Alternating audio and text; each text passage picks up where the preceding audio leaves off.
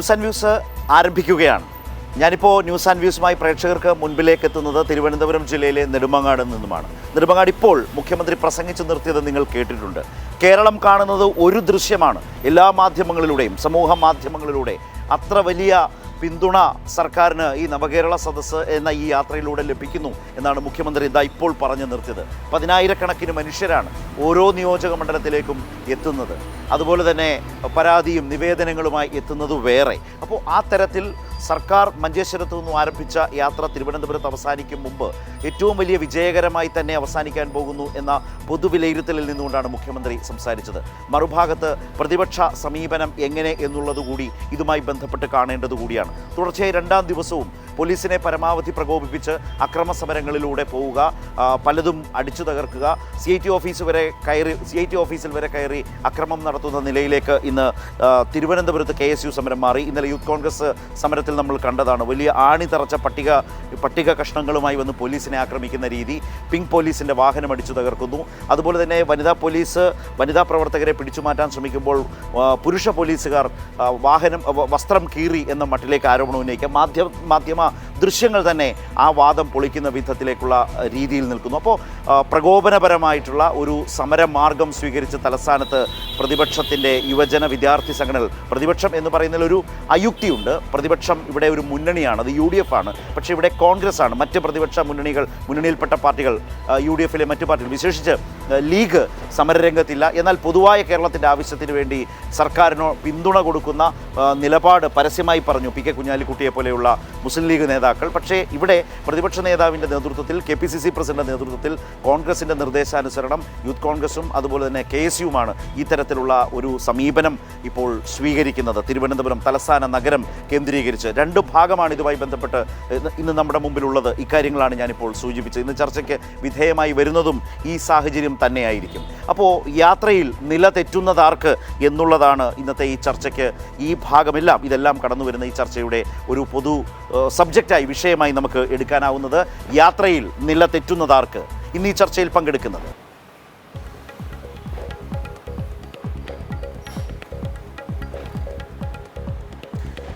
P. Jayarajan, CPIM,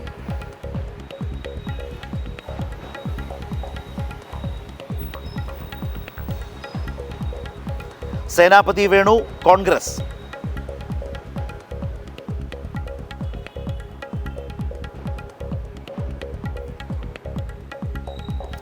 advocate Lalkumar, ഇടത് രാഷ്ട്രീയ നിരീക്ഷകൻ.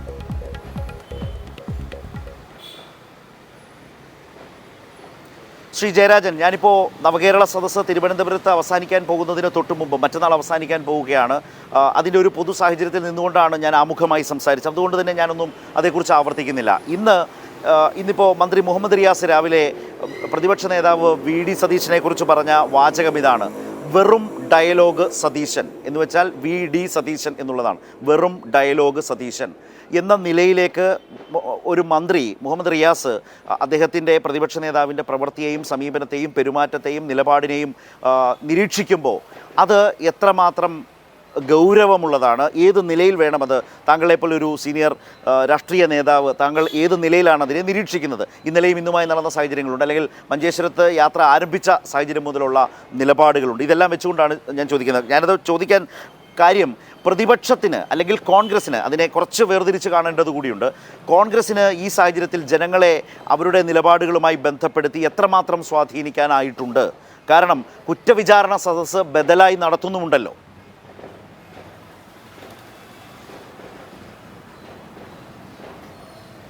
ഇവിടെ ശരത്ത് ചൂണ്ടിക്കാണിച്ചതുപോലെ ഈ നവംബർ 18-ാം തീയതി മുതലാണ് നവകേരള സദസ്സ് യാത്ര ആരംഭിക്കുന്നത്. രാജ്യത്തിൻ്റെ ജനാധിപത്യ ചരിത്രത്തിൽ ആദ്യമായിട്ടാണ് ഇത്തരമൊരു രീതി കേരളത്തിലെ മന്ത്രിസഭ അംഗീകരിച്ചത്. അത്തരമൊരു പരിപാടിയിൽ പ്രതിപക്ഷത്തുള്ള MLA-മാർക്കും പങ്കെടുക്കാം. കോൺഗ്രസും ലീഗും അടക്കമുള്ള പ്രതിപക്ഷത്തിൻ്റെ MLA-മാർക്കും ഓരോ അസംബ്ലി മണ്ഡലത്തെയും അടിസ്ഥാനപ്പെടുത്തിയിട്ടുള്ള സംവാദ സദസ്സുകളിൽ പങ്കെടുക്കാം. പക്ഷേ തുടക്കത്തിൽ തന്നെ കോൺഗ്രസ് ബഹിഷ്കരണം പ്രഖ്യാപിച്ചു, UDF ബഹിഷ്കരണം പ്രഖ്യാപിച്ചു, അതോടൊപ്പം BJPയും ബഹിഷ്കരണം പ്രഖ്യാപിച്ചു. അവർ തമ്മിൽ വലിയ നിലക്കുള്ള യോജിപ്പാണല്ലോ. ഒക്കെ ചങ്ങാതിമാരായിട്ടാണ് കേരളത്തിലെ കോൺഗ്രസും BJP. ഇവിടെ നവകേരള സദസ്സ് ബഹിഷ്കരിക്കുമെന്ന് മാത്രമല്ല UDF പ്രഖ്യാപിച്ചത്. നേരത്തെ ഇവിടെ ശരത്ത് ചൂണ്ടിക്കാണിച്ചതുപോലെ ഒരു കുറ്റവിചാരണ സദസ്സുകൾ ഓരോ അസംബ്ലി മണ്ഡലാടിസ്ഥാനത്തിലും UDFൻ്റെ നേതൃത്വത്തിൽ ആരംഭിച്ചു. തീർച്ചയായിട്ടും അർത്ഥവത്തായ സംവാദമാണ് ജനാധിപത്യ വ്യവസ്ഥയിൽ ആവശ്യം. ഭരണപക്ഷം അതിൻ്റെ ഉത്തരവാദിത്വം നിർവഹിക്കണം. ഭരണപക്ഷം തീരുമാനിക്കുന്നു. മന്ത്രിമാർ ഒറ്റക്കെട്ടായി എല്ലാ മണ്ഡലങ്ങളിലും നടത്തിയ വികസന പ്രവർത്തനങ്ങൾ സംബന്ധിച്ചും സമൂഹത്തിൻ്റെ പൊതു സ്ഥിതി സംബന്ധിച്ചും ജനങ്ങളുമായിട്ട് സംവദിക്കണം. അതിനു വേണ്ടിയിട്ടാണ് നവകേരളത്തെ സംബന്ധിച്ചുള്ളൊരു പുതിയ കാഴ്ചപ്പാട് അവതരിപ്പിക്കുന്നത്. അപ്പോൾ സ്വാഭാവികമായിട്ടും പ്രതിപക്ഷം അതുമായിട്ട് സഹകരിക്കുന്നില്ല. അവർക്ക് അതിനെതിരായിട്ടുള്ള വിമർശനം ഉന്നയിക്കാം. പക്ഷേ കുറ്റവിചാരണ സദസ്സുകൾ UDFൻ്റെ നേതൃത്വത്തിൽ നടത്തിയല്ലോ. എന്താ അനുഭവം? ആളുകൾ അങ്ങോട്ട് പോകുന്നില്ല. UDFലെ കക്ഷികൾ ഏകോപിതമായിട്ട് സംസാരിക്കുന്നില്ല. ഈ നവകേരള സദസ്സിനിടയിൽ പല വിഷയങ്ങളും ഉണ്ടായല്ലോ. ആ വിഷയങ്ങളിൽ കേരളത്തിലെ ഗവർണറുമായി ബന്ധപ്പെട്ട വിഷയം, ചാൻസലർ എന്നുള്ള പദവി ഉപയോഗിച്ചുകൊണ്ട് RSSകാരെ സെനറ്റിലേക്ക് നോമിനേറ്റ് ചെയ്തിട്ടുള്ള വിഷയം, ആ വിഷയത്തിൽ കോൺഗ്രസിൻ്റെ സഖ്യകക്ഷിയായിട്ടുള്ള മുസ്ലിം ലീഗും ഒരേ സ്വരത്തിൽ സംസാരിക്കുന്നില്ലല്ലോ. അപ്പോൾ യഥാർത്ഥത്തിൽ അർത്ഥവത്തായ സംവാദമാണ് ഉദ്ദേശിക്കുന്നതെങ്കിൽ അവർക്ക് കുറ്റവിചാരണ സദസ്സുകളിലൂടെ ഗവൺമെൻറ്റും അതുപോലെ തന്നെ അതിൻ്റെ ഭാഗമായിട്ടുള്ള മുഖ്യമന്ത്രിയും മന്ത്രിമാരും പറഞ്ഞ കാര്യങ്ങളോട് അവർക്ക് പ്രതികരിക്കാം. യാതൊരു സംശയമില്ല. അതിന് മറുപടി പറയാം. ജനങ്ങളെ അതിനു വേണ്ടി അണിനിരത്താം. അതിനു പകരം അങ്ങേയറ്റം പ്രകോപനപരമായിട്ടുള്ള നിലപാടാണ് കോൺഗ്രസ് സ്വീകരിച്ചത്. നേരത്തെ ഇവിടെ പറഞ്ഞതുപോലെ മുസ്ലിം ലീഗ് അത്തരമൊരു നിലപാട് സ്വീകരിക്കുന്നില്ല. UDF ബഹിഷ്കരിക്കാൻ തീരുമാനിച്ചിട്ടുണ്ടെങ്കിലും ഇതിനെതിരായിട്ടുള്ള അക്രമ സമരങ്ങളിലേക്ക് നയിക്കുക എന്നതാണ് കോൺഗ്രസിൻ്റെ കാഴ്ചപ്പാട്. യഥാർത്ഥത്തിൽ കോൺഗ്രസ് ഒറ്റക്കെട്ടായി ഉണ്ടോ എന്ന് ചോദിച്ചാലും അതിന് സംശയമാണ് മറുപടിയായി പറയാനുള്ളത്. കോൺഗ്രസ് ഒറ്റക്കെട്ടല്ല. സുധാകരനും സതീശനും അടക്കമുള്ള സംഘത്തിൻ്റെ നിയന്ത്രണത്തിലുള്ള ഒരു പറ്റം കോൺഗ്രസ്സുകാർ കാസർഗോഡ് ജില്ല വിട്ടു കണ്ണൂർ ജില്ലയിലെ കല്യാശ്ശേരി മണ്ഡലത്തിലെത്തിയപ്പോൾ മുഖ്യമന്ത്രി സഞ്ചരിക്കുന്ന ബസ്സിൻ്റെ മുന്നിലേക്ക് എടുത്തിയാടാൻ നോക്കി. അപ്പോൾ എടുത്തിയാടാൻ നോക്കിയപ്പോൾ സ്വാഭാവികമായിട്ടും അതിനെതിരായിട്ടുള്ള പ്രതികരണം ജനങ്ങളുടെ ഭാഗത്ത് നിന്ന് ഉണ്ടായി. അത് പിന്നീട് വലിയ ചർച്ചാ വിഷയമായല്ലോ. അപ്പോൾ മുഖ്യമന്ത്രി പറഞ്ഞു അവരെ പിടിച്ചു മാറ്റാൻ ശ്രമിച്ചതാണ്. ശരിക്ക് അതല്ലേ യാഥാർത്ഥ്യം? ബസ്സിന് മുന്നിലേക്ക് യൂത്ത് കോൺഗ്രസ്സുകാരായിട്ടുള്ള ചിലർ, എത്ര പേരാണ്?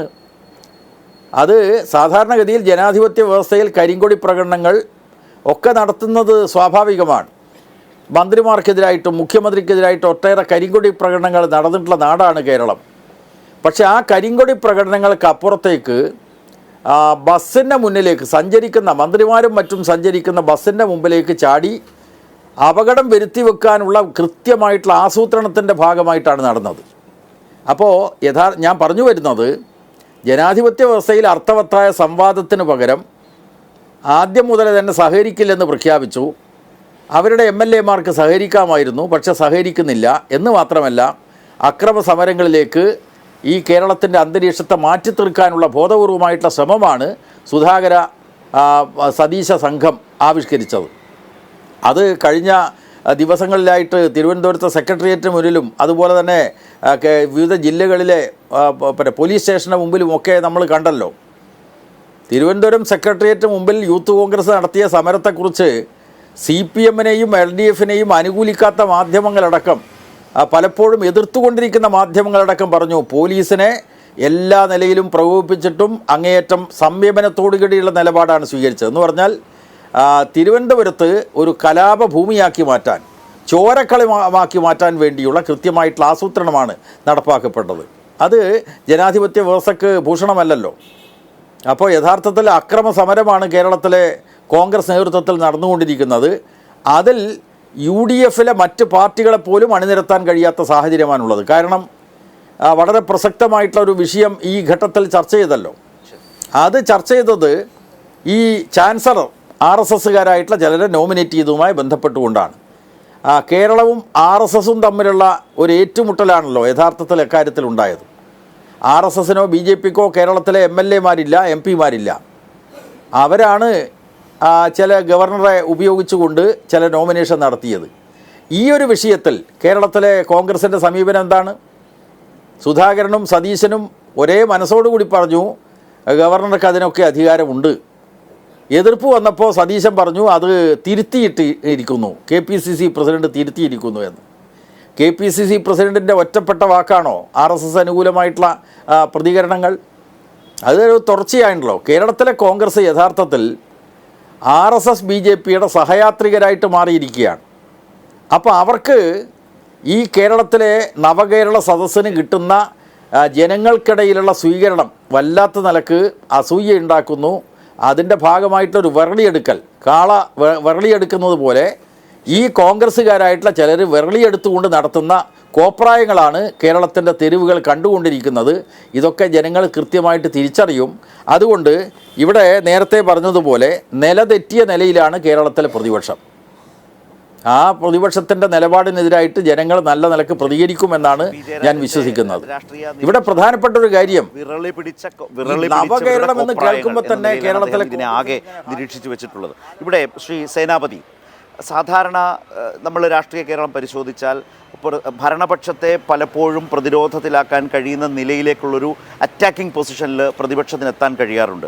ഈ ജാഥ ഇപ്പോൾ ഒരു മാസത്തിലേറെ സഞ്ചരിച്ച് തിരുവനന്തപുരം ജില്ലയിലും കടന്ന് ഇപ്പോൾ നെടുമങ്ങാട് നിന്നാണ് ഞാൻ സംസാരിക്കുന്നത്. ഇവിടെയും മുമ്പ് പറഞ്ഞതുപോലെ തന്നെ മറ്റ് മണ്ഡലങ്ങളിലെ പോലെ തന്നെ 20,000-ൽ പരം മനുഷ്യരാണ് ഈ മണ്ഡലത്തിലും ഒത്തുകൂടിയത്. ഒരു ഘട്ടത്തിൽ പോലും സർക്കാരിനെയോ ഭരണമുന്നണിയോ ഡിഫെൻസീവിലാക്കാൻ കഴിയാത്ത വിധത്തിലൊരവസ്ഥയിലൂടെയാണ് കോൺഗ്രസ് നയിക്കുന്ന പ്രതിപക്ഷം പോയത്. ഒരു സമയത്ത് വളരെ ആക്രമണ സ്വഭാവത്തോടെ ഷൂ എറിഞ്ഞു നോക്കി. ഷൂ എറിഞ്ഞപ്പോൾ KSU പ്രസിഡന്റ് പറഞ്ഞത് ഇനി തിരുവനന്തപുരം വരെ ഷൂ എറാണെന്നാണ്. പിറ്റേ ദിവസം അദ്ദേഹം തന്നെ അത് പിൻവലിച്ചു. VD സതീശൻ പ്രതിപക്ഷ നേതാവ് ഇന്നലെ പറഞ്ഞത് ഇനി തിരിച്ചടിയുടെ കാലമാണ്, അങ്ങ് കല്യാശ്ശേരി വരെയെന്നോ അല്ലെ കല്യാശ്ശേരി നിന്ന് ഇങ്ങോട്ടെന്നോ പറയുന്നുണ്ടായി. അപ്പോഴാണ് ഇന്ന് മന്ത്രി മുഹമ്മദ് റിയാസ് പറഞ്ഞത് വെറും ഡയലോഗ് സതീശൻ എന്ന നിലയിലേക്ക് അദ്ദേഹം അതിനെ ഒന്ന് നിർവചിച്ചത്. കാരണം ഇതൊക്കെ വെറും ഡയലോഗ് മാത്രമാണ്, അതിനപ്പുറത്തേക്ക് എങ്ങോട്ടും ചലിക്കാൻ കഴിയാത്ത 1-2 ദിവസം ഇപ്പോൾ തിരുവനന്തപുരത്ത് കാട്ടിയതുപോലുള്ള അക്രമ സ്വഭാവമൊക്കെ കാട്ടാം, ഒരു പ്രകോപനമാകാം. പോലീസ് ആ പ്രകോപനത്തിൽ വീഴാതിരുന്നതുകൊണ്ട് കാര്യമായ ഗുണമൊട്ട് നിങ്ങൾക്കൊട്ട് കിട്ടിയതുമില്ല. അപ്പോൾ ഇതാണ് സംഭവിച്ചുകൊണ്ടിരിക്കുന്നത്. മറുഭാഗത്തോ മുമ്പ് പറഞ്ഞ പോലെ ഈ സദസ്സിലേക്ക് 10,000 വരുന്നു. മുഖ്യമന്ത്രി പ്രസംഗം അവസാനിപ്പിച്ചതും താങ്കൾ കേട്ടിട്ടുണ്ട്. എന്നാൽ ശ്രീ ജയരാജൻ പറഞ്ഞതുപോലെ ശുഷ്കമായ കുറ്റവിചാരണ സദസ്സുകളാണ് നിങ്ങളെ ഏറ്റവും അധികം ഇപ്പോൾ ബാധിച്ചിരിക്കുന്നത്. ഇതാണ് അവസ്ഥ എന്ന് വന്നാലോ ശ്രീ സേനാപതി വേണു? ഞാൻ ശരത്തെ ഈ നിങ്ങളുടെ നവകേരള സദസ്സുമായി നമ്മളിപ്പോൾ പല ചർച്ചകൾ കഴിഞ്ഞ ദിവസങ്ങളിലൊക്കെ നടത്തിയതാണ്. ഞാൻ ആ സദസ്സുകളിലൊക്കെ അതുമായിട്ട് ബന്ധപ്പെട്ട ചർച്ചകളിലൊക്കെ പറഞ്ഞൊരു കാര്യം, CPM പോലൊരു പാർട്ടി വിചാരിച്ചാൽ 10,000-ഓ 20,000-ഓ ആളെ കൂട്ടുന്നതിന് കേരളത്തിൽ ഒരു അസംബ്ലി നിയോജക മണ്ഡലത്തിൽ ബുദ്ധിമുട്ടില്ല. അത് അവർ ഭരണത്തിൻ്റെ സ്വാധീനം. മുമ്പ് ബഹുമാന്യനായ ശ്രീ ഗോവിന്ദൻ മാസ്റ്ററുടെ ജാഥ, ജനകീയ പ്രതിരോധ ജാഥ എന്ന പേരിൽ, അപ്പം ഞാൻ നെടുങ്കണ്ടത്താണ് ഇപ്പോൾ ഉള്ളത്, ഉടുമ്പൻചോല അസംബ്ലി നിയോജകം.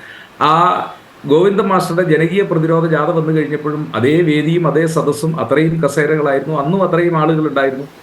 കഴിഞ്ഞ ദിവസം 11-ാം തീയതി നെടുങ്കണ്ടത്ത് വരുമ്പോൾ അത്രയും ആളുകളുണ്ടായിരുന്നു. അതിൽ പുതുമയോ അത്ഭുതമോ ഒന്നും ഞങ്ങൾ കാണുന്നില്ല. അത് തുടരട്ടെ. അത് ജനങ്ങളെ ആകമാനം അതങ്ങ് സ്വാധീനിച്ചു എന്നൊക്കെ പറയുന്നതും എനിക്ക് പരിണിതപ്രജ്ഞനായ ജയരാജൻ സഖാവ്, അദ്ദേഹത്തെ പോലെ ഒരാൾ പറഞ്ഞ ഒരു കാര്യത്തിലുള്ള ഒരു വിയോജിപ്പോട് കൂടി ഞാൻ എൻ്റെ വർത്തമാനം തുടരുകയാണ്. അദ്ദേഹം പറഞ്ഞത് കല്യാശ്ശേരിയിൽ വന്നപ്പോൾ മുഖ്യമന്ത്രിയുടെ വാഹനത്തിന് മുമ്പിലേക്ക് ചാടി എന്നുള്ളതാണ്. ഒരു മുതിർന്ന കമ്മ്യൂണിസ്റ്റ് നേതാവ്, നമ്മൾ ആശയപരമായി വ്യത്യസ്തമായ ചേരിയിൽ നിൽക്കുമ്പോഴും നമ്മൾ ഒരാളെ ബഹുമാനിക്കുന്നത് അദ്ദേഹത്തിന്റെ പ്രായവും അദ്ദേഹത്തിന്റെ പരിണിത പ്രജ്ഞതയും കമ്മ്യൂണിസ്റ്റ് പാർട്ടിക്ക് വേണ്ടി അദ്ദേഹം നടത്തിയിട്ടുള്ള ത്യാഗോജ്ജലമായ പ്രവർത്തനത്തെയൊക്കെ നമ്മൾ മാറി നിന്ന് വ്യത്യസ്തമായി ആദരവോടെ കാണുന്ന ഒരാളാണ്. രാഷ്ട്രീയമായ അഭിപ്രായ വ്യത്യാസങ്ങൾ നിൽക്കുന്നത് അങ്ങേപോലെ പരിണിതപ്രജ്ഞനായ ഒരു കമ്മ്യൂണിസ്റ്റ് നേതാവ് വന്ന് മുഖ്യമന്ത്രിയുടെ വാഹനത്തിന് മുമ്പിലേക്ക് ചാടി എന്ന് ഒരു ചാനൽ ചർച്ചയിൽ പറയുമ്പോൾ ജയരാജൻ സഖാവെ അതിനെ നിഷേധിക്കാനേ എനിക്ക് കഴിയുള്ളൂ, അല്ലാതെ വേറെ ഒന്നും ഞാൻ ആ കാര്യത്തിൽ പറയുന്നില്ല. ഒരാളും ചാടിയിട്ടില്ല. ഞങ്ങൾ ഒരു പ്രകോപനവും ഉണ്ടാക്കിയില്ല. നിങ്ങളുടെ ജാഥ തുടങ്ങിയത് 18-ാം തീയതി തുടങ്ങി, നവംബർ 18-ന് തുടങ്ങി ഡിസംബർ മാസം 16-ാം തീയതി വൈകുന്നേരം വരെ ഞങ്ങൾ ഒരിടത്തും ഒരു പ്രകോപനവും ഉണ്ടാക്കിയില്ല, ഒരക്രമവും ഉണ്ടാക്കിയില്ല. പക്ഷെ അക്രമവും പ്രകോപനവും ഉണ്ടാക്കിയത് എവിടെയാണ്? ഒരു കരിങ്കൊടി പ്രകടനം നടത്തും. ഇപ്പൊ അങ്ങ് തന്നെ സൂചിപ്പിച്ചു, കരിങ്കൊടി പ്രകടനം, അതൊക്കെ ജനാധിപത്യത്തിൽ സുപ്രീം കോടതി തന്നെ പറഞ്ഞൊരു വാക്കുണ്ട്, ജനാധിപത്യത്തിൽ പ്രതിഷേധിക്കാനുള്ള സ്വാതന്ത്ര്യം എന്ന് പറയുന്നത് അത് ജനാധിപത്യത്തിന്റെ സേഫ്റ്റി വാൽവാണ്. അതില്ലാതെ വന്നു കഴിഞ്ഞാൽ പിന്നെ ഇത് പൊട്ടിത്തെറിക്കുമെന്നാണ് കോടതി തന്നെ പറഞ്ഞത്. അപ്പോൾ ഞങ്ങൾ തുടക്കം മുതൽ തന്നെ ഇതിനെ ബഹിഷ്കരിച്ച ആളുകളാണ്. ആ ബഹിഷ്കരണത്തിന് ഞങ്ങൾക്ക് ഞങ്ങളുടേതായ കാരണമുണ്ട്. ഒരുപക്ഷെ നിങ്ങൾക്ക് ആ കാരണം ബോധ്യപ്പെടണമെന്നില്ല. ഞങ്ങളത് ജനങ്ങളുടെ മുമ്പാകെ പറയുന്നു. ഇവിടെ ഞങ്ങൾ നടത്തുന്ന പ്രതിഷേധങ്ങളെ, ആ പ്രതിഷേധങ്ങളെ എങ്ങനെയാണ് നിങ്ങൾ നേരിട്ടത്, അവിടെയാണ് ഞങ്ങളും നിങ്ങളും തമ്മിലുള്ള വിയോജിപ്പ്. ഇപ്പൊ കല്യാശ്ശേരിയിൽ ഞാൻ മനസ്സിലാക്കുന്നത് പുതിയങ്ങാടിയിൽ വെച്ചാണ് ആദ്യത്തെ ഈ കരിങ്കൊടി പ്രകടനം അല്ലെങ്കിൽ കരിങ്കൊടി വീശിയത്. പരമാവധി എത്ര പേരുണ്ടാവും? 6 പേരുണ്ടാവും, അല്ലെങ്കിൽ 7 പേരുണ്ടാവും. അവരൊരാളും വാഹനം വരുന്ന പാതയിൽ കയറി നിന്നില്ല. അവർ റോഡ് സൈഡിൽ നിന്നാണ് കരിങ്കൊടി വീശിയത്. അതിനെ എങ്ങനെയാണ് CPM-ന്റെ ആളുകൾ അതിനെതിരെ പ്രതികരിച്ചത്? അത് ജനങ്ങളൊന്നുമല്ല ജയരാജൻ സഖാവേ, അത് CPM-ന്റെ ആളുകളാണല്ലോ. നവകേരള സദസ് എന്ന ബനിയനും ഇട്ട് കുറെ ആളുകൾ മുഖ്യമന്ത്രിയുടെ വാഹനത്തിന്റെ മുമ്പിലും പിറകിലുമായി ടെമ്പോ ട്രാവലിൽ യാത്ര ചെയ്യുന്നു. അവർ ഇറങ്ങി അതോടൊപ്പം തന്നെ നിങ്ങൾ അവിടെ സജ്ജമാക്കിയിരുന്ന അല്ലെങ്കിൽ DYFI-യുടെ ആളുകൾ, SFI-യുടെ ആളുകൾ, CPM-ന്റെ ആളുകൾ എത്ര ഭീകരമായ രീതിയിലാണ് അവരെ മർദ്ദിക്കുന്നത്. ആ മർദ്ദനം ഒക്കെ അതൊരു ജനാധിപത്യ വ്യവസ്ഥിതിയിൽ ഒരു സമരത്തെ നേരിടുന്ന ഒരു രീതിയാണോ? അത് ഒട്ടുമല്ലല്ലോ. അവിടെ നിന്ന് പോകുന്നതിന് ശേഷം കഴിഞ്ഞ 30 ദിവസമായി കേരളത്തിൽ എല്ലായിടത്തും CPM-ഉം ഇടതുപക്ഷവും നടത്തിക്കൊണ്ടിരിക്കുന്നത് ഇത്ര ഭയാനകമായ പോലീസ് മർദ്ദനമല്ലേ? എന്നെ അത്ഭുതപ്പെടുത്തുന്നത് സജി ചെറിയാന്റെ മിനിയാന്തി പ്രസ്താവനയാണ്. പോലീസിന്റെ കയ്യിലിരിക്കുന്ന ലാത്തി അത് അടിക്കാനുള്ളതാണ്. ഞാൻ ചന്ദ്രത്തോപ്പ് വെടിവെപ്പ് നടന്നതിന് ശേഷം ശ്രീകണ്ഠൻ നായരുടെ ഒരു പ്രസ്താവന ഉണ്ടായിരുന്നു. എന്തായിരുന്നു? ശ്രീകണ്ഠൻ നായർ EMS, അത് RSP കാരനാണല്ലോ അദ്ദേഹം. അന്ന് RSP CPM-നോട് ഒപ്പമില്ല, അല്ലെങ്കിൽ കമ്മ്യൂണിസ്റ്റ് പാർട്ടിയോട് ഒപ്പമില്ല. അദ്ദേഹം പറഞ്ഞ ഒരു വാക്ക്, സഖാവ് EMS ചരിത്രം മറക്കരുത് എന്ന. ചന്ദനത്തോപ്പിൽ 2 തൊഴിലാളികൾ വെടിയേറ്റ് മരിച്ച സമരത്തെ ന്യായീകരിക്കാൻ EMS മുന്നോട്ട് വന്നപ്പോൾ അദ്ദേഹം പറഞ്ഞൊരു വാക്ക്, EMS ചരിത്രം മറക്കരുത്, സഖാവ് നമ്പൂതിരിപ്പാട് ചരിത്രം മറക്കരുത് എന്നുള്ള. ഞാൻ സജി ചെറിയാനെ പോലുള്ള ആളുകളെ ഓർമ്മപ്പെടുത്തുന്നു. പോലീസിന്റെ ലാത്തി ചാർജിനെ, പോലീസിന്റെ കയ്യിലിരിക്കുന്ന ലാത്തി വെടിവെക്കാനുള്ളതാണെന്ന് പറയുമ്പോൾ ഞാൻ തിരിച്ചൊരു ചോദ്യം ചോദിക്കുന്നു. പോലീസിന്റെ കയ്യിലിരിക്കുന്ന തോക്കും ലാത്തി അടിക്കാനുള്ളതാകുമ്പോൾ പോലീസിന്റെ കയ്യിലിരിക്കുന്ന തോക്കും വെടിവെക്കാനുള്ളതാണല്ലോ. അപ്പൊ പോലീസ് നടത്തിയിട്ടുള്ള വെടിവെപ്പിനെ നമ്മൾ ന്യായീകരിക്കണം. അങ്ങനെയാണെങ്കിൽ പുന്നപ്രയിലും വയലാറിലും ഒക്കെ SRCP-യുടെ ആളുകളും അവരുടെ പോലീസും പറയുന്നതാണല്ലോ ഞങ്ങൾക്ക് പോലീസിന്റെ കയ്യിൽ തോക്കുണ്ടായിരുന്നു. വരാമോ? ഇത് താങ്കളുടെ ആർഗ്യുമെന്റ് നന്നായി അത് പറഞ്ഞു വെച്ചു. ഒരു മറുപടി പറയട്ടെ. അടുത്ത പോയിന്റിലേക്ക് കൂടി വരാമോ? സമയം ക്രമീകരിക്കാൻ വേണ്ടി മാത്രം അല്ല. അതെ, ഞാൻ അടുത്ത് ഞാൻ പറഞ്ഞത് ഞങ്ങൾ ഒരു പ്രകോപനം ഉണ്ടാക്കി. ഡിസംബർ മാസം 17-ാം തീയതി വരെ. അപ്പോ അതിനുശേഷവും ഭിന്നശേഷിക്കാരനായ യൂത്ത് കോൺഗ്രസിന്റെ സംസ്ഥാന സെക്രട്ടറിയെ അകാരണമായിട്ട് മർദ്ദിക്കുന്നു. ആലപ്പുഴയിൽ KSU-ന്റെ ജില്ലാ പ്രസിഡന്റ് AD തോമസിനെയും ഒരു സഹപ്രവർത്തകനെയും അവര് യൂണിഫോം ഇട്ട പോലീസുകാർ അവരെ കീഴടക്കി നിർത്തിയിരിക്കുക. അവരെയാണ് മുഖ്യമന്ത്രിയുടെ അകമ്പടി വാഹനത്തിൽ നിന്ന് സഫാരി സ്യൂട്ടിട്ട 2 പേര്. അവരുടെ കയ്യിൽ ഒരു 5 അടി അല്ലെങ്കിൽ 6 അടി ഉയരത്തിലുള്ള വലിയ പണ്ട് RSS-കാരനൊക്കെ കൊണ്ടു നടക്കുന്ന ദണ്ടിന് സമാനമായ വടി, അത് ഇരുമ്പാണോ മുളയാണോ എന്നറിയില്ല. എത്ര നിഷ്ഠൂരമായിട്ടാണ് അവരെ തല്ലിച്ചതയ്ക്കുന്നത്. അങ്ങനെ ഒരു സാഹചര്യം കേരളത്തിൽ ഉണ്ടാകുമ്പോൾ കേരളത്തിലെ യൂത്ത് കോൺഗ്രസും ഞങ്ങൾ ഒരിക്കലും അടിക്കുമെന്ന് പറഞ്ഞിട്ടില്ലല്ലോ. ഇവിടെ ഇന്ന് കേരളത്തിന്റെ മുഖ്യമന്ത്രി അദ്ദേഹത്തിന്റെ വാർത്താ സമ്മേളനത്തിൽ പറഞ്ഞ് സതീശൻ കലാപത്തിന് ആഹ്വാനം ചെയ്യുന്നു. സതീശൻ ഒരു കലാപത്തിനും ആഹ്വാനം ചെയ്തില്ല. സതീശൻ പറഞ്ഞെന്താ, ഞങ്ങളെ അടിച്ചാൽ ഞങ്ങൾ തിരിച്ചടിക്കും. അതൊരു ജനാധിപത്യത്തിൽ ഞങ്ങൾക്കൊരു സ്വാതന്ത്ര്യമില്ലേ? അതോ ഞങ്ങളുടെ കുട്ടികളൊക്കെ ഇങ്ങനെ റോഡ് മുഴുവൻ DYFI-കാരുടെയും ആ പോലീസ് സംഘത്തിന്റെയും ക്രിമിനൽ സംഘത്തിന്റെയും അവരുടെ ഗുണ്ടകളുടെയും അവരിങ്ങനെ അടിച്ച് തല്ലി കൈയും കാലും ഒടിച്ച് അവരെ വഴിയിലിട്ട് കഴിയുമ്പോൾ ഞങ്ങൾ എന്താ സേനാപതി, ഞാനൊന്ന് ഇടപെടുന്നത് അടുത്ത റൗണ്ടിൽ താങ്കളോട് ഇതിനോട് ബന്ധപ്പെടുത്തി രാഷ്ട്രീയ ചോദ്യം ഉണ്ടായിരുന്നു. പക്ഷേ താങ്കൾ ഇതിൽ മാത്രമാണ് കേന്ദ്രീകരിച്ചത്. അത് വിശദീകരിച്ചു വെക്കുകയും ചെയ്തു. അതിന് ശ്രീ ജയരാജൻ്റെതായ മറുപടി വരട്ടെ. അതിനനുസരിച്ച് നമുക്ക് ചർച്ച കൊണ്ടുപോകാം. അദ്ദേഹം കൂടി മറുപടി പറയേണ്ടതുണ്ടല്ലോ. ഞാൻ അതിനു മുമ്പ് അഡ്വക്കേറ്റ് ലാൽകുമാറിലേക്ക് കൂടി ഒന്ന് പോകട്ടെ. പക്ഷേ അദ്ദേഹത്തിലേക്ക് പോകുന്നതിന് മുമ്പ് ഒരു കാര്യം പറയാനുള്ളത്, ഇപ്പോൾ CPM-ന്റെ സംഘടനാ ശേഷി ഉപയോഗിച്ച് ചർച്ചയ്ക്ക് വിധേയമാക്കാം. പക്ഷേ ഞാൻ എൻ്റെ ഒരു കാഴ്ചയിൽ നിന്നുള്ളൊരു അനുഭവമാണ് പറയുന്നത്. ഇപ്പോൾ CPM-ന്റെ സംഘടനാ ശേഷി കൊണ്ട് ഏത് മണ്ഡലത്തിലും 20,000-കണക്കിന് മനുഷ്യർ വരും എന്ന് പറയുന്നതിൽ വലിയൊരു ഭാഗം ശരിയുണ്ട്. പക്ഷേ മഞ്ചേശ്വരം, ഉദാഹരണത്തിന് മഞ്ചേശ്വരം മണ്ഡലം, ആ മഞ്ചേശ്വരം മണ്ഡലത്തിലെ ആദ്യ പരിപാടിയിൽ തന്നെ പങ്കെടുത്ത ആളുകളുടെ എണ്ണം യഥാർത്ഥത്തിൽ സർക്കാരിനെ പോലും അമ്പരപ്പിക്കുന്ന വിധത്തിലാണ്. അത് മറച്ചു വെക്കാതെ മുഖ്യമന്ത്രി തുടർന്ന് ഇങ്ങോട്ട് പല യോഗങ്ങളിലും പറയുന്നത് കേൾക്കാനിടയായി. ഞാൻ സാന്ദർഭികമായി പറഞ്ഞു എന്ന് മാത്രം. ഒരു ഉദാഹരണമായി മഞ്ചേശ്വരം പറഞ്ഞതാണ്. ഇവിടെ അഡ്വക്കേറ്റ് ലാൽകുമാർ, ഇവിടെ യഥാർത്ഥത്തിൽ പ്രതിപക്ഷത്തിന് ഈ വിഷയത്തിൽ ഏതെങ്കിലും തരത്തിലുള്ള ഒരു നേട്ടം ഉണ്ടാക്കാനായോ എന്നൊരു പ്രധാനപ്പെട്ട ഒരു കാര്യമാണ് ഞാൻ താങ്കളോട് ചോദിക്കുന്നത്. കാരണം ഈ യാത്ര അവസാനിക്കാൻ പോവുകയാണല്ലോ. യഥാർത്ഥത്തിൽ ആദ്യം ബസ്സിനെ ചുറ്റിപ്പറ്റിയുള്ള മാധ്യമ വാർത്തകൾ വന്നപ്പോൾ ആ വിവാദത്തിനൊപ്പമാണ് പ്രതിപക്ഷം ചേർന്നത്. തുടർന്ന് ഇങ്ങോട്ട് കരിങ്കൊടി, ആ കരിങ്കൊടി യഥാർത്ഥത്തിൽ ബഹിഷ്കരണ ആഹ്വാനം ഉണ്ടായിരുന്നു, പക്ഷേ കരിങ്കൊടി കാട്ടുമെന്ന പ്രഖ്യാപനം ഉണ്ടായിരുന്നില്ല. പക്ഷേ കല്യാശ്ശേരിയിൽ ചെന്നപ്പോഴാണ് അത് നിന്ന് കരിങ്കൊടി കാട്ടി, ബസ്സിന് മുമ്പിൽ ചാടി കരിങ്കൊടി കാട്ടി. ഇതെല്ലാം പ്രശ്നം നിൽക്കുന്നത്. അതിനുശേഷം പലയിടത്തും നിന്ന് കരിങ്കൊടി കാട്ടിയിട്ടുണ്ട്, പോലീസ് അടിച്ചിട്ടോ ഇടപെട്ടിട്ടോ ഒന്നുമില്ല. എന്നാൽ വീണ്ടും ഒരു ഘട്ടം കഴിഞ്ഞപ്പോൾ വീണ്ടും ബസ്സിന് മുമ്പാകെ ചാടുന്ന രീതി വന്നു. അത് കഴിഞ്ഞപ്പോൾ ഷൂ എറിയുന്ന സാഹചര്യം ഉണ്ടായി. അങ്ങനെ പല രൂപത്തിൽ ജനശ്രദ്ധയെ ആകർഷിക്കാൻ പ്രതിപക്ഷം നടത്തിയ ശ്രമങ്ങൾ, ഏറ്റവും ഒടുവിൽ ശ്രീ സേനാപതി തന്നെ പറഞ്ഞല്ലോ, ഇതിൻ്റെയൊക്കെ പശ്ചാത്തലത്തിൽ വേണം തിരുവനന്തപുരത്തെ പ്രകോപന സമരത്തെ കാണാൻ എന്നാണ് അദ്ദേഹം പറഞ്ഞതിൻ്റെ പൊരുൾ. അതാണ്. അപ്പോൾ അങ്ങനെ തിരുവനന്തപുരത്തും ഇന്നലെയും ഇന്നുമായി കാര്യങ്ങൾ എത്തി നിൽക്കുന്നു. ഇതിലെല്ലാം ചെയ്താലും ഈ യാത്രയ്ക്ക് ബദലായി പ്രതിപക്ഷത്തിന് എന്തെങ്കിലും ഒരു നേട്ടം ഇതുമായി ബന്ധപ്പെട്ട് നേടിയെടുക്കാനായിട്ടുണ്ടോ, സൃഷ്ടിക്കാനായിട്ടുണ്ടോ? അല്ല, ഇവിടെ നമ്മൾ മനസ്സിലാക്കേണ്ട ഏറ്റവും പ്രധാനമായ ഒരു കാര്യമുണ്ട്. കഴിഞ്ഞ ദിവസങ്ങളിൽ ഇപ്പം തിരുവനന്തപുരം ജില്ലയിലേക്ക് മുഖ്യമന്ത്രിയുടെ നവകേരള സദസ്സ് വന്നപ്പോഴാണല്ലോ ഈ യൂത്ത് കോൺഗ്രസ് ഒക്കെ വളരെ ആർജവത്തോടു കൂടി വളരെ പ്രശ്നം ഉണ്ടാക്കാനായിട്ടുള്ള ഒരു ശ്രമം നടത്തുന്നത്. അതെന്തുകൊണ്ടായിരിക്കും എന്ന് നിങ്ങളൊന്ന് ആലോചിച്ച് നോക്കുക. ജനങ്ങൾ ആലോചിച്ചാൽ മതി. അതിന് തൊട്ടു മുമ്പ് നടന്ന വിഷയം കേരളത്തിൽ നടന്ന വിഷയം ഗവർണറുമായി ബന്ധപ്പെട്ട വിഷയമാണ്. ഗവർണർ സംഘപരിവാർ അനുകൂലമായ ഒരു നിലപാടെടുക്കുകയും ആ സംഘപരിവാർ അനുകൂല നിലപാടിനോടൊപ്പം KPCCയുടെ അധ്യക്ഷൻ പോവുകയും ചെയ്തു. അപ്പൊ KPCCയുടെ അധ്യക്ഷൻ ആണോ മാരാർജി ഭവനിൽ നിന്നാണോ ഈ സംസാരിക്കുന്നതെന്ന് നമുക്ക് തോന്നിപ്പോവും. ഈ പ്രസ്താവന എടുത്തുന്നു, പ്രസ്താവന ആളില്ലാതെ ഈ പ്രസ്താവന ഒന്ന് വായിച്ചാൽ, അല്ലെങ്കിൽ ആ വാർത്താ ലേഖകർക്ക് അദ്ദേഹം കൊടുത്ത ആ ഇന്റർവ്യൂ ഉണ്ടല്ലോ, അല്ലെങ്കിൽ ആ റെസ്പോൺസ് എടുത്ത് നിങ്ങൾ ആ റെസ്പോൺസ് ആയിട്ട് വായിച്ചു കഴിഞ്ഞാൽ നമുക്കിത് RSS കാരനാണോ അതോ കോൺഗ്രസ്സുകാരനാണോ എന്നുള്ള കാര്യത്തിൽ വലിയൊരു സംശയം വരും. അപ്പം അങ്ങനെ നിൽക്കുന്ന ഒരു അന്തരീക്ഷം കോൺഗ്രസിനുള്ളിൽ തന്നെ ഇവരെ പലരെയും പ്രകോപിപ്പിച്ചിട്ടുണ്ട്. സുധാകരനെതിരെ ഒരു സ്റ്റേറ്റ്മെന്റ് സേനാപതി വേണു പറയുമോ? എന്റെ ഒറ്റ ചോദ്യമാണ്, പറയുമോ? ഈ പറയുന്ന സുധാകരൻ പറഞ്ഞ ശരിയല്ലെന്നും സുധാകരൻ പറഞ്ഞത് മര്യാദകേടാണെന്നും ഈ പറയുന്ന ഗവർണറിന്റെ ചെയ്തികൾ ശരിയല്ലെന്നും ഒരു നിലപാട്, സുവ്യക്തമായ ഒരു നിലപാട് കോൺഗ്രസിന്റെ പ്രതിനിധി എടുക്കുവോ? എടുക്കാൻ പറ്റില്ല. അപ്പൊ പിന്നെ ഏറ്റവും നല്ല മാർഗം പുകമറ ഉണ്ടാക്കുക എന്നുള്ളതാണ്. നമ്മൾ പറഞ്ഞാൽ എല്ലാം മാഞ്ഞു പോട്ടെ എന്ന് പറഞ്ഞ് നമ്മൾ ബോംബ് ഇടുക എന്ന് പറഞ്ഞാൽ എളുപ്പമുണ്ട്. അതിന് പ്രസക്തി ഇല്ലാതായി. കാരണം AICC ജനറൽ സെക്രട്ടറി ആയിട്ടുള്ള KC വേണുഗോപാലും പ്രതിപക്ഷ നേതാവും പറഞ്ഞു കഴിഞ്ഞു, K സുധാകരൻ തിരുത്തിയല്ലോ. ആ ചൂട് പിടിച്ച് സംസാരിച്ചാൽ പോലെ സേനാപതിയും. അത് കുഴപ്പമെന്നറിയാവോ? അത് വേണുഗോപാലിനും അപ്പുറത്തിരുന്ന് ചായ കുടിക്കുന്നവർക്ക് മനസ്സിലാവും, നാട്ടുകാർക്കും ലീഗിന് പോലും മനസ്സിലാകത്തില്ല. ഈ പറയുന്ന മുസ്ലിം ലീഗിനോടൊന്ന് പറഞ്ഞ് മനസ്സിലാക്കാവോ? പറ്റത്തില്ല. ഇത് യാഥാർത്ഥ്യമാണ്. ഇവരെന്തോ പറഞ്ഞാലും, ഇവരെങ്ങനൊക്കെ ഇതിനെ പറഞ്ഞാലും കേരളത്തിന്റെ പൊതു മനസ്സ് സുധാകരൻ പറഞ്ഞതിനെ വ്യക്തമായി കാര്യങ്ങൾ മനസ്സിലാക്കിയിട്ടുണ്ട്. പിന്നെ ഒരു കാര്യം കൂടെ, ഔട്ട് ഓഫ് ബ്ലൂ ആദ്യമായിട്ട് ഒരു ദിവസം സുധാകരൻ RSS അനുകൂല നിലപാട് പറയുകയല്ല. അത് ഓർത്തോണം. RSS അനുകൂല നിലപാട് സുധാകരൻ പറയാൻ തുടങ്ങിയിട്ട് നാളെത്രായി. RSSനെ എതിർത്ത് KPCCയുടെ അധ്യക്ഷൻ ഒരു ദിവസം ഒരു നിലപാട് പറഞ്ഞതായിട്ട് നിങ്ങൾ കേട്ടിട്ടുണ്ടോ? അപ്പം ഇവർക്കുണ്ടാകുന്ന ബുദ്ധിമുട്ട്, ലീഗിനുണ്ടാകുന്ന ബുദ്ധിമുട്ട് ഇത് ജനങ്ങളിലേക്ക് ചെന്നു എന്ന് കൃത്യമായി മനസ്സിലാക്കി.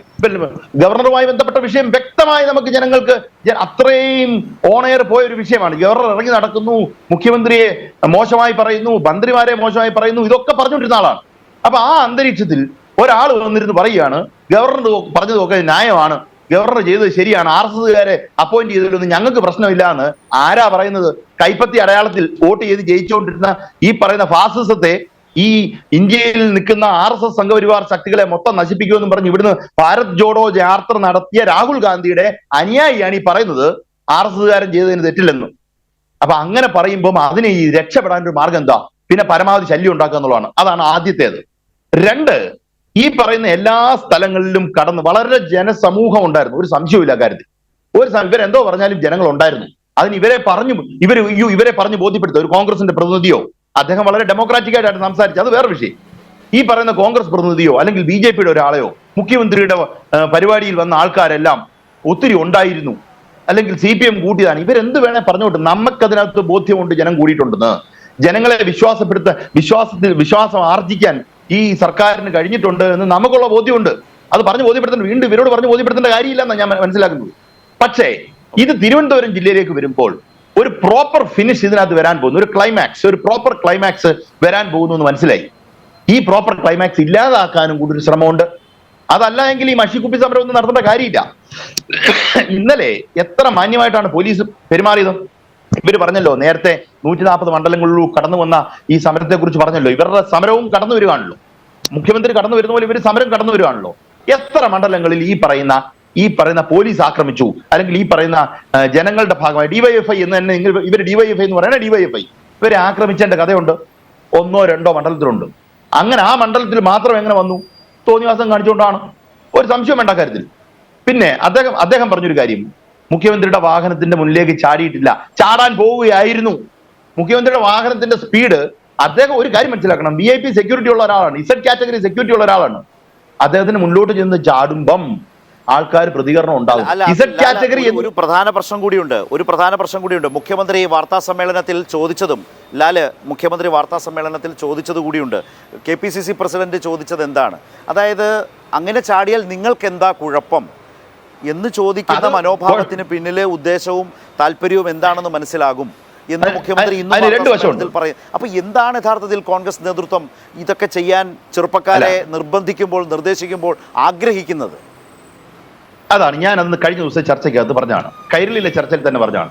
ഈ പറയുന്ന നേതാക്കന്മാര് വീരോചിതമായി നിൽക്കുന്ന നേതാക്കന്മാരുണ്ടല്ലോ, ഈ DCC പ്രസിഡന്റും ഈ പറയുന്ന DCC സെക്രട്ടറിമാരും സംസ്ഥാന സെക്രട്ടറിമാരും ഒക്കെ, സംസ്ഥാനത്തൊക്കെ ഒത്തിരി സെക്രട്ടറിമാരുണ്ടല്ലോ, ഇവരൊക്കെ ഈ വണ്ടിയുടെ മുന്നിൽ ചാടാൻ പോകണം. എന്തിനാ ഈ പിള്ളേരെ മാത്രമായിട്ട് പറഞ്ഞു വിടുന്നത്? അപ്പൊ ചുരുക്കത്തിൽ പറഞ്ഞാൽ അവർക്ക് പറ്റില്ല. ഇപ്പൊ സതീശനാണെങ്കിലും പറഞ്ഞേച്ച് വീട്ടിൽ പോയതേ ഉള്ളൂ, അടിമേടിക്കാനൊന്നും നിന്നില്ലല്ലോ. സതീശന്റെ വീട്ടിൽ പോയില്ലേ? KPCCയുടെ ഓഫീസിൽ ചെന്ന് നിന്ന് ഇവിടെ വന്നാൽ, ഇവിടെ തൊട്ടാൽ ഞാൻ കാണിക്കാമെന്നൊക്കെ പറഞ്ഞ് ഈ കീലേരി അച്ചു പറയുന്ന പോലെ പറഞ്ഞിട്ട് പോയതേ ഉള്ളൂ. അല്ല, അദ്ദേഹം വഴിക്ക് പോയി പ്രക്ഷോഭം ഉണ്ടാക്കി വരുമ്പോൾ അവർക്കെതിരെ കേസ് വരും. ഇപ്പം സതീശനെതിരെ കേസ് വന്നിട്ടുണ്ട്. സതീശനെതിരെ കേസ് വന്നതിനെ എത്ര മോശമായിട്ടാണ് സതീശൻ അതിന് റെസ്പോൺസ് കൊടുത്തത്. മുഖ്യമന്ത്രിക്കെതിരെയുള്ള റെസ്പോൺസ് എത്ര മോശമാണ്. ഇങ്ങനാണോ ഒരു പ്രതിപക്ഷ നേതാവ് രാഷ്ട്രീയത്തിൽ ഇടപെടുന്നത്? അല്ലെങ്കിൽ ഒരു പോലീസിനെ ഞങ്ങൾ കാണിച്ചു തരാമെന്നുള്ള രീതിയിലാണോ പറയുന്നത്? സംസ്ഥാനത്ത് ഓരോരുത്തരെയും എന്തൊക്കെ ചെയ്തു എന്നുള്ളത് ഞങ്ങളുടെ ലിസ്റ്റ് ഉണ്ട്, ഞങ്ങൾ തല്ലുമെന്നാണോ പറയുന്നത്? ഏതേലും തരത്തിൽ എക്സസ് സംഭവിച്ചിട്ടുണ്ടെങ്കിലും ഞാൻ ഇവിടെ നിന്ന് സംസാരിക്കുന്നത് മറ്റൊരാൾക്ക് ഒരു ആയുധം എടുക്കാൻ ഒരു ഊർജം ഉണ്ടാക്കി കൊടുക്കാൻ പാടില്ല എന്നുള്ളത് പ്രതിപക്ഷ നേതാവിന്റെ ജോലിയാണ്. അത് മറ്റൊരാൾക്ക് ജോലിയുണ്ട്, എല്ലാവർക്കും ജോലിയുണ്ട്, നമുക്ക് ഓരോരുത്തർക്കും ഉണ്ട്. അതിന് ഞങ്ങൾ ലിസ്റ്റ് ഉണ്ടാക്കി വെച്ചിട്ടുണ്ടെന്ന് പറഞ്ഞാൽ എന്താ?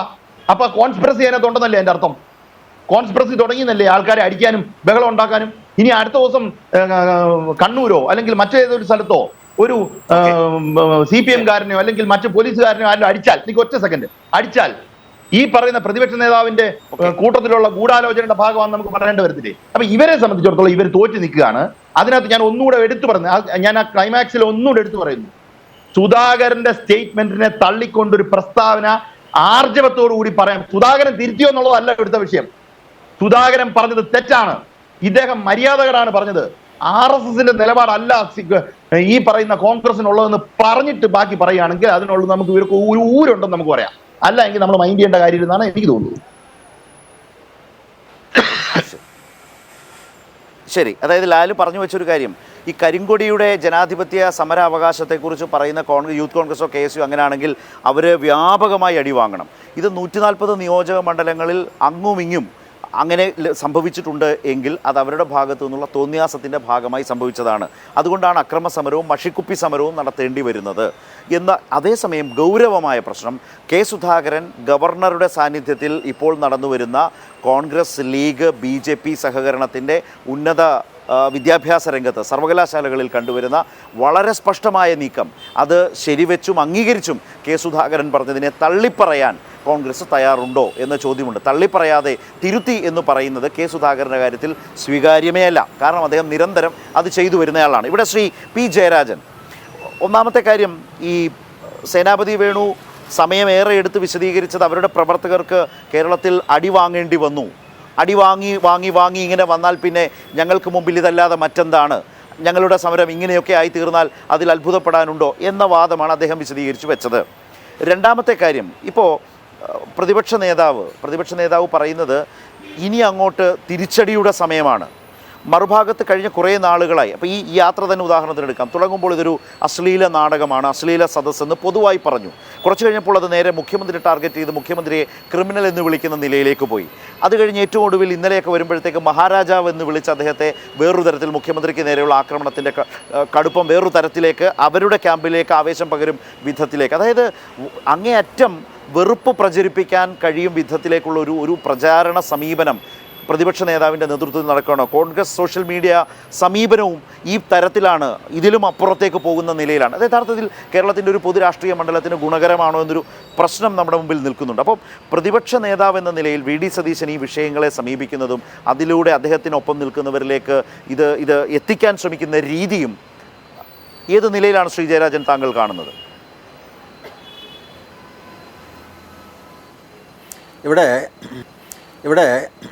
ശരത്തെ, നേരത്തെ കോൺഗ്രസിൻ്റെ നേതാവ് സേനാപതി വേണു പറഞ്ഞ കാര്യം നമ്മളെല്ലാം കേട്ടു. അത് CPM-ൻ്റെ സംഘടനാപരമായിട്ടുള്ള ശേഷി കൊണ്ടാണ് ഇത്രയേറെ ആളുകൾ അതിൽ പങ്കെടുക്കുന്നത്. നിങ്ങൾ നോക്കൂ, മഞ്ചേശ്വരം അടക്കമുള്ള മണ്ഡലങ്ങളിൽ മുസ്ലിം ലീഗിൻ്റെ ആളുകൾ പങ്കെടുക്കുന്നു, കോൺഗ്രസിൻ്റെ ആളുകൾ പങ്കെടുക്കുന്നു, നേതാക്കന്മാർ പങ്കെടുക്കുന്നു, മതസാമൂഹ്യ സംഘടനകളുടെ നേതാക്കന്മാർ വരുന്നു. ഇതൊക്കെ CPM വിചാരിച്ചു കഴിഞ്ഞാൽ പങ്കെടുപ്പിക്കാൻ കഴിയുന്നതാണോ? അവരിൽ പലരും തന്നെ പ്രഭാത യോഗത്തിന് ശേഷം പറഞ്ഞല്ലോ, ഇതുപോലെയുള്ള സംവാദങ്ങൾ ആവശ്യമാണ്, കേരളത്തിൻ്റെ വികസനത്തിന് ഇതൊക്കെ ആവശ്യമാണ് എന്ന് തിരിച്ചറിഞ്ഞുകൊണ്ടാണ് പതിനായിരങ്ങൾ അവിടത്തേക്ക് ഒഴുകിയെത്തുന്നത്. രണ്ടാമത്തെ കാര്യം, UDF ഈ സദസ്സിനോടുള്ള നിലപാട് പ്രഖ്യാപിച്ചു, ബഹിഷ്കരണം. ഞാൻ ചോദിക്കുന്നത്, വേണുവിനോട് ചോദിക്കുന്നത്, UDF ഇതിനെതിരായിട്ട് കരിങ്കൊടി പ്രകടനം നടത്താൻ തീരുമാനിച്ചിട്ടുണ്ടോ? എന്തിനാണ് നിങ്ങൾ കല്യാശ്ശേരിയിൽ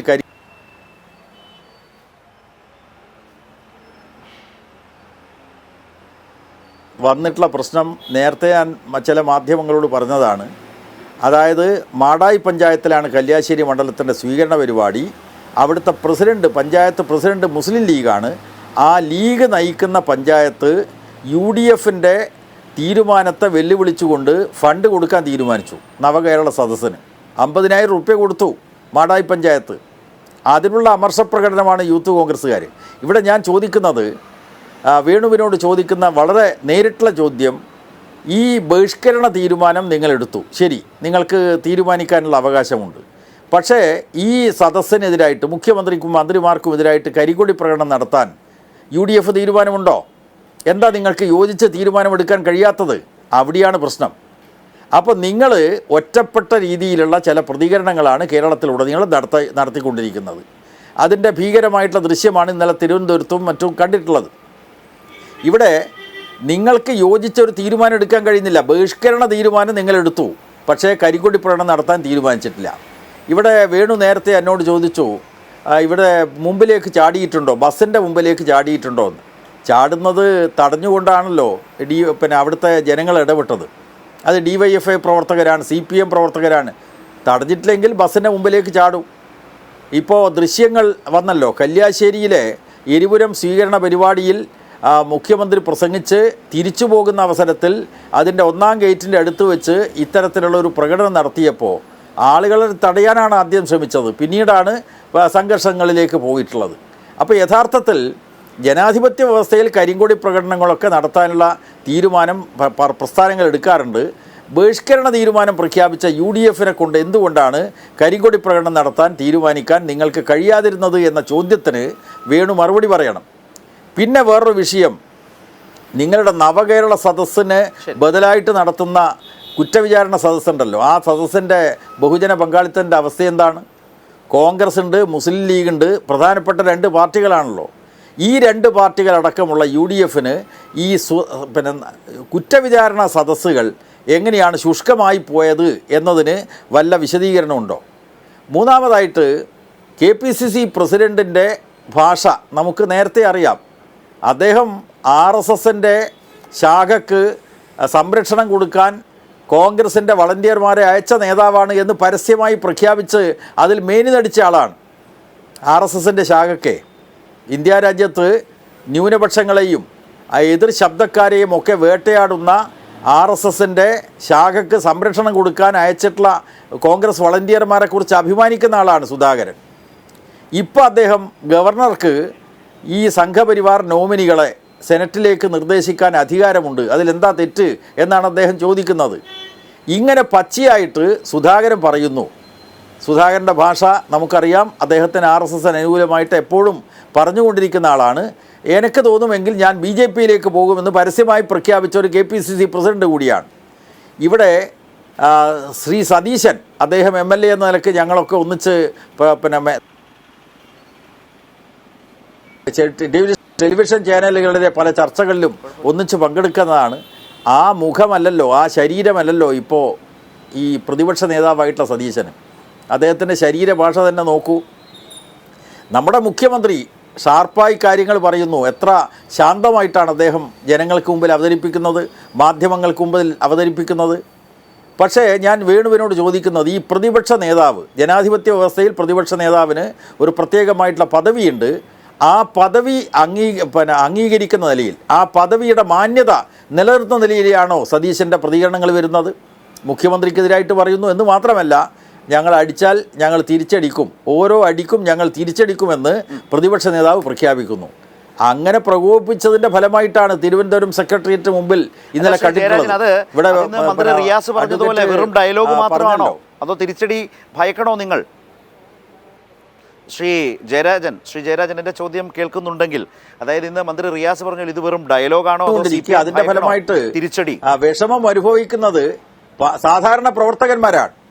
ആ സാധാരണ പ്രവർത്തകന്മാരെന്ന് പറഞ്ഞാൽ UDF-ന്റെ പ്രവർത്തകന്മാരല്ല, യൂത്ത് കോൺഗ്രസിലെ സുധാകര സതീശ സംഘത്തിലെ ആളുകളാണ്. അതാണ് നമ്മൾ പ്രധാനമായിട്ട് തിരിച്ചറിയേണ്ടത്. കോൺഗ്രസ് ഒറ്റക്കെട്ടായിട്ട് ഇത് തീരുമാനം നടത്താൻ അപ്പോൾ കോൺഗ്രസ് തീരുമാനിച്ചിട്ടില്ല. എന്നാൽ പിന്നെ ഈ യൂത്ത് കോൺഗ്രസിലെ ചില വിഭാഗങ്ങൾ മാത്രമാണ് ഈ തരത്തിൽ നിലപാട് സ്വീകരിച്ചിട്ടുള്ളത്. ഓക്കെ, ശരി, റൈറ്റ്. ശ്രീ ജയരാജൻ, താങ്കൾ ഇപ്പോൾ പറഞ്ഞു വെച്ചത് കോൺഗ്രസിലെ സതീശ സുധാകര പക്ഷം, ആ നേതൃത്വത്തിനപ്പുറത്തേക്ക് കോൺഗ്രസ് ഒറ്റക്കെട്ടല്ല, യൂത്ത് കോൺഗ്രസിലെയും സ്ഥിതി അതുതന്നെയാണ് എന്നാണ് താങ്കൾ ഇപ്പോൾ പറഞ്ഞു വെച്ചത്. ശ്രീ സേനാപതി വേണു, നേരിട്ടുള്ള ചോദ്യങ്ങളാണ്. ബഹിഷ്കരിക്കാൻ UDF തീരുമാനമുണ്ട്, എന്തുകൊണ്ട് കരിങ്കൊടി കാണിക്കാൻ UDF തീരുമാനമുണ്ടായില്ല, കോൺഗ്രസിന് മാത്രമായിട്ട് ചെയ്യേണ്ടി വന്നു? ലീഗ് വളരെ സ്പഷ്ടമായി പ്രകടമായി തന്നെ വിട്ടു നിൽക്കുകയാണ്. വളരെ പരസ്യമായ പ്രതികരണങ്ങൾ അക്കാര്യത്തിൽ വന്നിട്ടുണ്ട്. കെ സുധാകരൻ്റെ RSS അനുകൂല മനോഭാവത്തിൻ്റെ പ്രകടമായ വിശദീകരണം അദ്ദേഹം തന്നെ നടത്തി.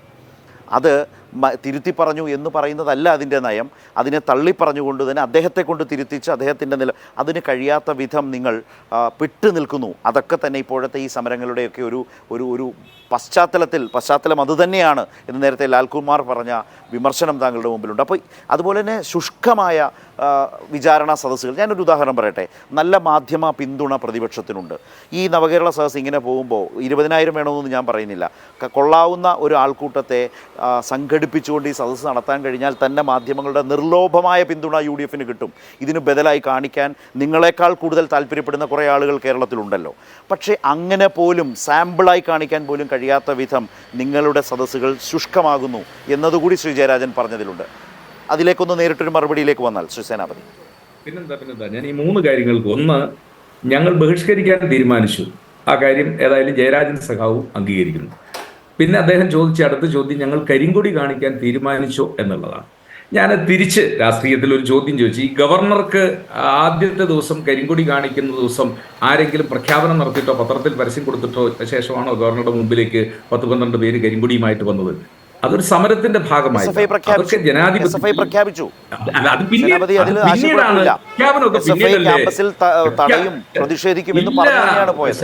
പ്രഖ്യാപനമൊക്കെ ഞാൻ ചോദിക്കുന്ന ആദ്യത്തെ ദിവസം വൈകുന്നേരം ഗവർണർ രാജ്ഭവനിൽ നിന്ന് തിരുവനന്തപുരം എയർപോർട്ടിലേക്ക് അദ്ദേഹം പോകുമ്പോൾ പേട്ടയിൽ വെച്ച് അദ്ദേഹത്തിന്റെ വാഹനത്തിന് മുമ്പിലേക്ക് കരിങ്കൊടിയുമായിട്ട് SFI-ക്കാർ ചാടിയത് എവിടെയെങ്കിലും പത്രപ്രഖ്യാപനം നടത്തിയിട്ടോ ഏതെങ്കിലും സമരം പരസ്യമായിട്ട് പ്രഖ്യാപിച്ചിട്ടൊന്നുമല്ലല്ലോ. അത് ഒരു സമരം. അതിന്റെ ഒന്നാമത്തെ SFI വളരെ കൃത്യമായി ചാൻസലറുടെ നടപടിയെ പൂർണ്ണമായും വിയോജിച്ച് അതിനോട് ശക്തമായ പ്രതിഷേധം പ്രഖ്യാപിച്ച് തന്നെ മുന്നോട്ട് പോയി. ആ യാത്രയിൽ 3 ഇടങ്ങളിലാണ്. അത് മുമ്പ് പറഞ്ഞ പോലെ എവിടെങ്കിലും മറഞ്ഞു നിന്ന് 2-3 ആള് വരികയല്ല. ഒരു സംഘടന ജനാധിപത്യപരമായി വളരെ ശക്തമായി ആ കാഴ്ചയാണ് കണ്ടത് കേരളം. ആ വ്യത്യാസം ഞാൻ അതിലുണ്ട്. ചോദിക്കുന്നത് അല്ല ഞാൻ വിനയപുരസരം ചോദിക്കുന്നത് ആദ്യത്തെ ദിവസത്തെ 3 സ്ഥലങ്ങളിൽ കരിങ്കൊടി കാണിച്ചത് പരസ്യമായിട്ട് പ്രഖ്യാപിച്ചിട്ടോ സമരാഹ്വാനം നടത്തിയിട്ടോ ഞങ്ങൾ ഇന്ന 3 സ്ഥലത്ത് വെച്ച് ഗവർണറെ കരിങ്കൊടി കാണിക്കാൻ പോകുമെന്നുള്ള പ്രഖ്യാപനം നടത്തി ആണോ? അല്ല. അതാണ് ഞാൻ പറഞ്ഞത്. പിറ്റേ ദിവസത്തെ കാര്യം നേരം വെളുത്തതിന് ശേഷം SFI പരസ്യ പ്രഖ്യാപനം, ഞങ്ങൾ ഇനി അദ്ദേഹത്തെ ക്യാമ്പസിൽ കാലുകുത്തി കഴിഞ്ഞാൽ ഞങ്ങൾ അവിടെയൊക്കെ കരിങ്കൊടി കാണിക്കും അല്ലെങ്കിൽ തടയുമെന്നുള്ളത്. ഞാൻ ചോദിച്ച ആദ്യത്തെ ദിവസം രാത്രിയിൽ 3 സ്ഥലത്ത് ഗവർണറെ കരിങ്കൊടി കാണിക്കുന്നത് പരസ്യമായി പ്രഖ്യാപനം നടത്തിയതിനു ശേഷമോ അല്ലെങ്കിൽ പത്രസമ്മേളനം നടത്തിയതിനു ശേഷമോ ഒന്നുമല്ലല്ലോ. അതൊരു ഒരു സ്പോണ്ടേനിയസ് ആയി ഒരു സമരത്തിന്റെ ഭാഗമായി. പിന്നെ ഇവിടെ ലാല് ശ്രദ്ധിച്ച ആളെന്നുള്ളതിൽ ഞാൻ വീണ്ടും പറയുന്നു, അങ്ങനെ തന്നെയാണ്. അല്ലാതെ ക്യാമ്പസിൽ വരും തുടർച്ചയിൽ തന്നെയാണ്. ഓക്കെ, താങ്കൾ അത് വിശദീകരിക്കുന്നത് പാകമാണോ എന്ന് എനിക്ക് സംശയമുണ്ട്. ഓക്കെ, പറയും. അല്ല, ഇനി അടുത്തത് ലാല് ചോദിച്ച അടുത്ത ചോദ്യം, ഞങ്ങളുടെ DCC ജനറൽ സെക്രട്ടറിമാരുണ്ട്, KPCC ഭാരവാഹികളുണ്ട്. ലാലെ, ഞാൻ ചോദിക്കുന്നത്, നെറികേടിനെതിരെ വിരിമാറ് കാണിച്ച ഒരു സമരത്തിൽ 5 സഖാക്കൾ രക്തസാക്ഷികളായല്ലോ. അവർ ഏത് സംസ്ഥാന കമ്മിറ്റി അംഗങ്ങളാ? സഖാവ് രോഷൻ, സഖാവ് ഷിബു, സഖാവ് മധു, സഖാവ് ബാബു എന്നൊക്കെ നിങ്ങൾ പേരെഴുതി വെച്ച് എല്ലാ നവംബർ മാസവും 24-ാം തീയതി രക്തസാക്ഷികളുടെ രക്തസാക്ഷിത്വ ദിനം നിങ്ങൾ ആചരിക്കുകയോ ആഘോഷിക്കുകയോ എന്തും ആകട്ടെ, അത് നിങ്ങളുടെ പാർട്ടിയിൽ. ഞാൻ ചോദിക്കുന്നത്, അവരാരേലും സംസ്ഥാന ഭാരവാഹികളോ കേന്ദ്ര കമ്മിറ്റി അംഗങ്ങളോ അഖിലേന്ത്യാ ഭാരവാഹികളോ ഒന്നും ആയിരുന്നില്ലല്ലോ. അവരൊക്കെ സാധാ DYFIയുടെ പ്രവർത്തകർ, ഒന്നുകിൽ ബ്രാഞ്ച് കമ്മിറ്റിയിലുള്ള ആളുകൾ അല്ലെങ്കിൽ അതിന് താഴെയുള്ള ആളുകൾ. സമര രംഗത്തൊക്കെ പോകുമ്പോൾ അതിന് സംസ്ഥാന സെക്രട്ടറി വേണം, അതല്ലെങ്കിൽ ജില്ലാ സെക്രട്ടറി വേണം. ഇന്നലത്തെ സമരത്തിലൊക്കെ സംസ്ഥാന സെക്രട്ടറിയും ജില്ലാ സെക്രട്ടറിയും, ഇന്ന് യൂത്ത് കോൺഗ്രസിന്റെ സംസ്ഥാന അധ്യക്ഷനെയല്ലേ ഞങ്ങളുടെ മാത്യു കുഴൽനാടൻ MLA, KPCCയുടെ ഏറ്റവും സംസ്ഥാന കമ്മിറ്റിയുടെ ജനറൽ സെക്രട്ടറി ആണ് അദ്ദേഹം, MLA ആണ്. അദ്ദേഹത്തെയൊക്കെ അല്ലേ അടിച്ചത്. അപ്പോൾ ഒരു സമരത്തിന്റെ നിർണായക ഘട്ടത്തിൽ നേതാക്കന്മാരൊക്കെ വരും. ഇവർ ആഹ്വാനം ചെയ്ത് ഒരു നേതാവും വീട്ടിൽ പോയിരുന്നില്ല, അവരൊക്കെ സമരരംഗത്തേക്ക് വന്നു. ഞാൻ പറഞ്ഞു വന്നത്, നവംബർ 18-ാം തീയതി മുതൽ ഡിസംബർ മാസം 16-ാം തീയതി പക്ഷേ ലാല് പറഞ്ഞത് ചുവപ്പ് മഷിക്കുപ്പി തപ്പേണ്ടി വരുന്നു സമരത്തിന് എന്നാണ്. അത് സേനാപതി ശ്രദ്ധിച്ചോന്ന് എനിക്കറിയില്ല. അത് കിട്ടാൻ വൈകിപ്പോയതിന്റെ പ്രശ്നവും സംഭവിച്ചു എന്നാണ്. ലാലും അതുപോലെ തന്നെ ശരത്ത് പറയണോ, അത് പണ്ട് പാലക്കാട്ട് നിന്നുള്ള ഒരു ഇടതുപക്ഷത്തിന്റെ MP ആണ് അടുത്ത് നിന്ന് ഈ ചുമന്ന മഷിയൊക്കെ പുരട്ടിക്കൊണ്ട് അയ്യോ പാവോ എന്നൊക്കെ വിളിച്ച് കരഞ്ഞിട്ടുള്ള ആ ചരിത്രമൊക്കെ അത് അവർക്കേ ഉള്ളൂ. ആ ചരിത്രം ഒന്നും അത് ഓർമ്മിപ്പിക്കാതിരിക്കുക. നമ്മുടെ വിഷയം അതല്ലോ. പിന്നെ ഇവിടെ UDF നടത്തുന്ന സദസ്സുകളുടെ ജനപങ്കാളിത്തത്തെ കുറിച്ച് അങ്ങ് സൂചിപ്പിച്ചു. ഞങ്ങൾ ഒരിടത്തു നിന്നും കളക്ടറെ ഉപയോഗിച്ചുകൊണ്ടോ ഇവിടുത്തെ സാഹചര്യത്തിൽ അല്ലെ തഹസിൽദാർ അല്ലെ സ്കൂളിന് അവധി കൊടുത്തുകൊണ്ട് നിങ്ങൾ ആള് വരണം, കുടുംബശ്രീ അംഗങ്ങൾ വരണം, വന്നില്ല എങ്കിൽ നിങ്ങൾക്ക് ഫൈൻ ഏർപ്പെടുത്തും, തൊഴിലുറപ്പ് പദ്ധതിയിലെ വനിതകൾ ഇതിന് പങ്കെടുത്തില്ല എങ്കിൽ നിങ്ങൾക്ക് മസ്റ്റർ റോളിൽ പേര് തരില്ല, ഇതൊന്നും പറഞ്ഞ് ഭീഷണിപ്പെടുത്തിയല്ലോ. ഞങ്ങളുടെ ജനസദസ്സിൽ കോൺഗ്രസ് പാർട്ടിയുടെ ആഹ്വാനം കേട്ട് UDFന്റെ ആഹ്വാനം കേട്ട് വരുന്ന ആളുകൾ ഞങ്ങളത് CPMന്റെ സംഘടനാശേഷി ഉപയോഗിച്ചാണെന്ന് ഇപ്പോൾ പറയുന്നു. കളക്ടറാണ് എവിടെങ്കിലും ഒരിടത്ത് ഉറച്ചു നിൽക്ക്. ഒന്നുകിൽ ഇതിന് ആളുകൾ വന്നത് മുഴുവൻ കളക്ടർമാരെ പേടിച്ചും തഹസിൽദാരന്മാരെ പേടിച്ചുമാണെന്ന് പറ, അല്ലെങ്കിൽ അവർക്ക് തൊഴിൽ കിട്ടില്ല എന്ന് പേടിച്ചാണ്, അല്ലെങ്കിൽ പറയുന്നത് CPMന്റെ സംഘടനാ സ്വാധീനം ഉപയോഗിച്ച്. ഇത് രണ്ടും നടക്കുന്നുണ്ടല്ലോ. ഇത് നടക്കുന്നില്ല എന്നല്ലല്ലോ, ഇത് രണ്ടും നടക്കുന്നുണ്ടല്ലോ. ഇതെല്ലാം കേരളത്തിലെ പൊതുസമൂഹത്ത് അവർ കണ്ടുകൊണ്ടിരിക്കുന്നു, അവർ അറിഞ്ഞുകൊണ്ടിരിക്കുന്നു. അവരെല്ലാം ഇത് കണ്ടുകൊണ്ടിരിക്കുന്നല്ലേ. സ്കൂളിന്റെ മതിൽ പൊളിക്കുന്നതും പിന്നെ മതിൽ കെട്ടുന്നതും കെട്ടാത്തതും ഇതൊക്കെ ആളുകൾ കാണുന്നതല്ലോ. അപ്പോ ഭരണത്തെ ദുരുപയോഗം ചെയ്തുകൊണ്ട്, അധികാരത്തെ ദുരുപയോഗം ചെയ്തുകൊണ്ട് നിങ്ങൾ ആളുകളെ കൂട്ടിക്കോ. ഞങ്ങൾക്ക് ആ കാര്യത്തിൽ ഒന്നും വിരോധമില്ല. പക്ഷേ അത് കേരളത്തിൽ സേനാപതി വേണു ഓരോ നിയോജക മണ്ഡലത്തിലും ഒരു ചെറിയ ചോദ്യം സേനാപതി വേണു പറയുന്നത്, ഈ നിയോജക മണ്ഡലങ്ങളിലൊക്കെ ഈ കണ്ട മനുഷ്യർ ഒരു വിവേക ബുദ്ധിയും ഒരു ബുദ്ധി നിലപാടും ബുദ്ധിപരമായ നിലപാടും സ്വീകരിക്കാതെ ആരോ പറയുന്നതിനനുസരിച്ച് അവിടെ വന്നിരിക്കുന്ന മനുഷ്യർ മാത്രമാണ് എന്നാണ് സേനാപതി വേണു ധരിച്ചു വെച്ചിരിക്കുന്നത്, അല്ലേ? താങ്കൾ പറഞ്ഞാൽ ഒരു കേൾക്കുന്ന ഒരാൾക്ക് തോന്നുന്ന അവസ്ഥയാണ്. ഈ വന്ന മനുഷ്യർക്കൊന്നും നാടിനെ കുറിച്ചോ അവരുടെ ആവശ്യങ്ങളെ കുറിച്ചോ അല്ലെങ്കിൽ ഒരു സർക്കാരിനെ കുറിച്ചോ ഇവിടുത്തെ പ്രതിപക്ഷത്തിനെ കുറിച്ചോ ഒന്നും ഒരു ധാരണയും ഇല്ലാത്ത ആരോ ആട്ടിത്തെളിച്ചാൽ വരുന്ന മനുഷ്യർ മാത്രമാണ് ഓരോ നിയോജക മണ്ഡലത്തിലും 140 നിയോജക മണ്ഡലത്തിലും എന്നാണ് കോൺഗ്രസ് നേതാവ് നിലയിൽ താങ്കൾ ധരിച്ചു വെച്ചിരിക്കുന്നത് എന്ന് വേണം മനസ്സിലാക്കാൻ. മനസ്സിലാക്കാൻ ഞാൻ പറഞ്ഞ അങ്ങനെയാ. അതാണ് എന്റെ വിഷയം. ശ്രീ ലാൽകുമാർ, ഞാൻ എല്ലാത്തിലേക്കുമല്ല, അദ്ദേഹം താങ്കൾ പറഞ്ഞ പോയിന്റിൽ നിന്ന് വിയോജിച്ചത് കണ്ടല്ലോ, സമര രീതിയെക്കുറിച്ച്, സമരത്തിന് ഇറങ്ങുന്നവരെ കുറിച്ച്, അതേക്കുറിച്ച് മറുപടി. അല്ല, ഇതിനകത്തൊരു കാര്യമുണ്ട്. ഞാൻ എൻ്റെ ഒരു 5 മിനിറ്റ് മേളിൽ സംഭാഷണത്തിൽ അല്ലെങ്കിൽ ഞാൻ സംസാരിച്ച സ്ട്രെച്ചിൽ ഞാൻ പറഞ്ഞ ഏറ്റവും ഇമ്പോർട്ടന്റ് ആയിട്ടുള്ള പോയിന്റ് എന്തായിരുന്നു? ഗവർണറുമായി ബന്ധപ്പെട്ട വിഷയത്തിൽ സുധാകരൻ പറഞ്ഞ നിലപാട് സേനാപതി വേണു അത് തൊട്ടോ? ഒന്ന് ആലോചിച്ച് നോക്കിയേ. ഞാൻ അദ്ദേഹത്തിനോട് ഏതാണ്ട് ഒരു വെല്ലുവിളിയോടുകൂടി തന്നെ ഇനി ഞാൻ പറയട്ടെ അവിടുത്തെ മിസ്റ്റേക്ക് ആണോ എന്ന് അറിയത്തില്ല, നമ്മുടെ സാങ്കേതിക പ്രശ്നമാണോ, ഒരു 5 മിനിറ്റ് നേരം ഞാൻ എനിക്ക് കേൾക്കാൻ പറ്റാതെ വന്നു. പിന്നെ ഞാൻ രണ്ടാമത് കയറിയത് കൊണ്ടാണ്. ഞാൻ ക്ഷമിക്കണം ലാല്, എനിക്ക് ആ സംഭാഷണം കേൾക്കാൻ പറ്റാതെ വന്നു. ഞാൻ അതിനെക്കുറിച്ച് മറുപടി പറയാത്തതല്ല, ഒരു 5 പോയതുകൊണ്ടാണ്. അദ്ദേഹത്തിന് കുഴപ്പമില്ല, കേട്ടിട്ടുണ്ടാവില്ല. കേൾക്കാൻ പറ്റാതെ വന്നു. അതെ. അപ്പൊ എന്റെ പോയിന്റ് ഞാൻ പറയാം. അപ്പൊ ആ ചോദ്യം അവിടെ നിൽക്കട്ടെ.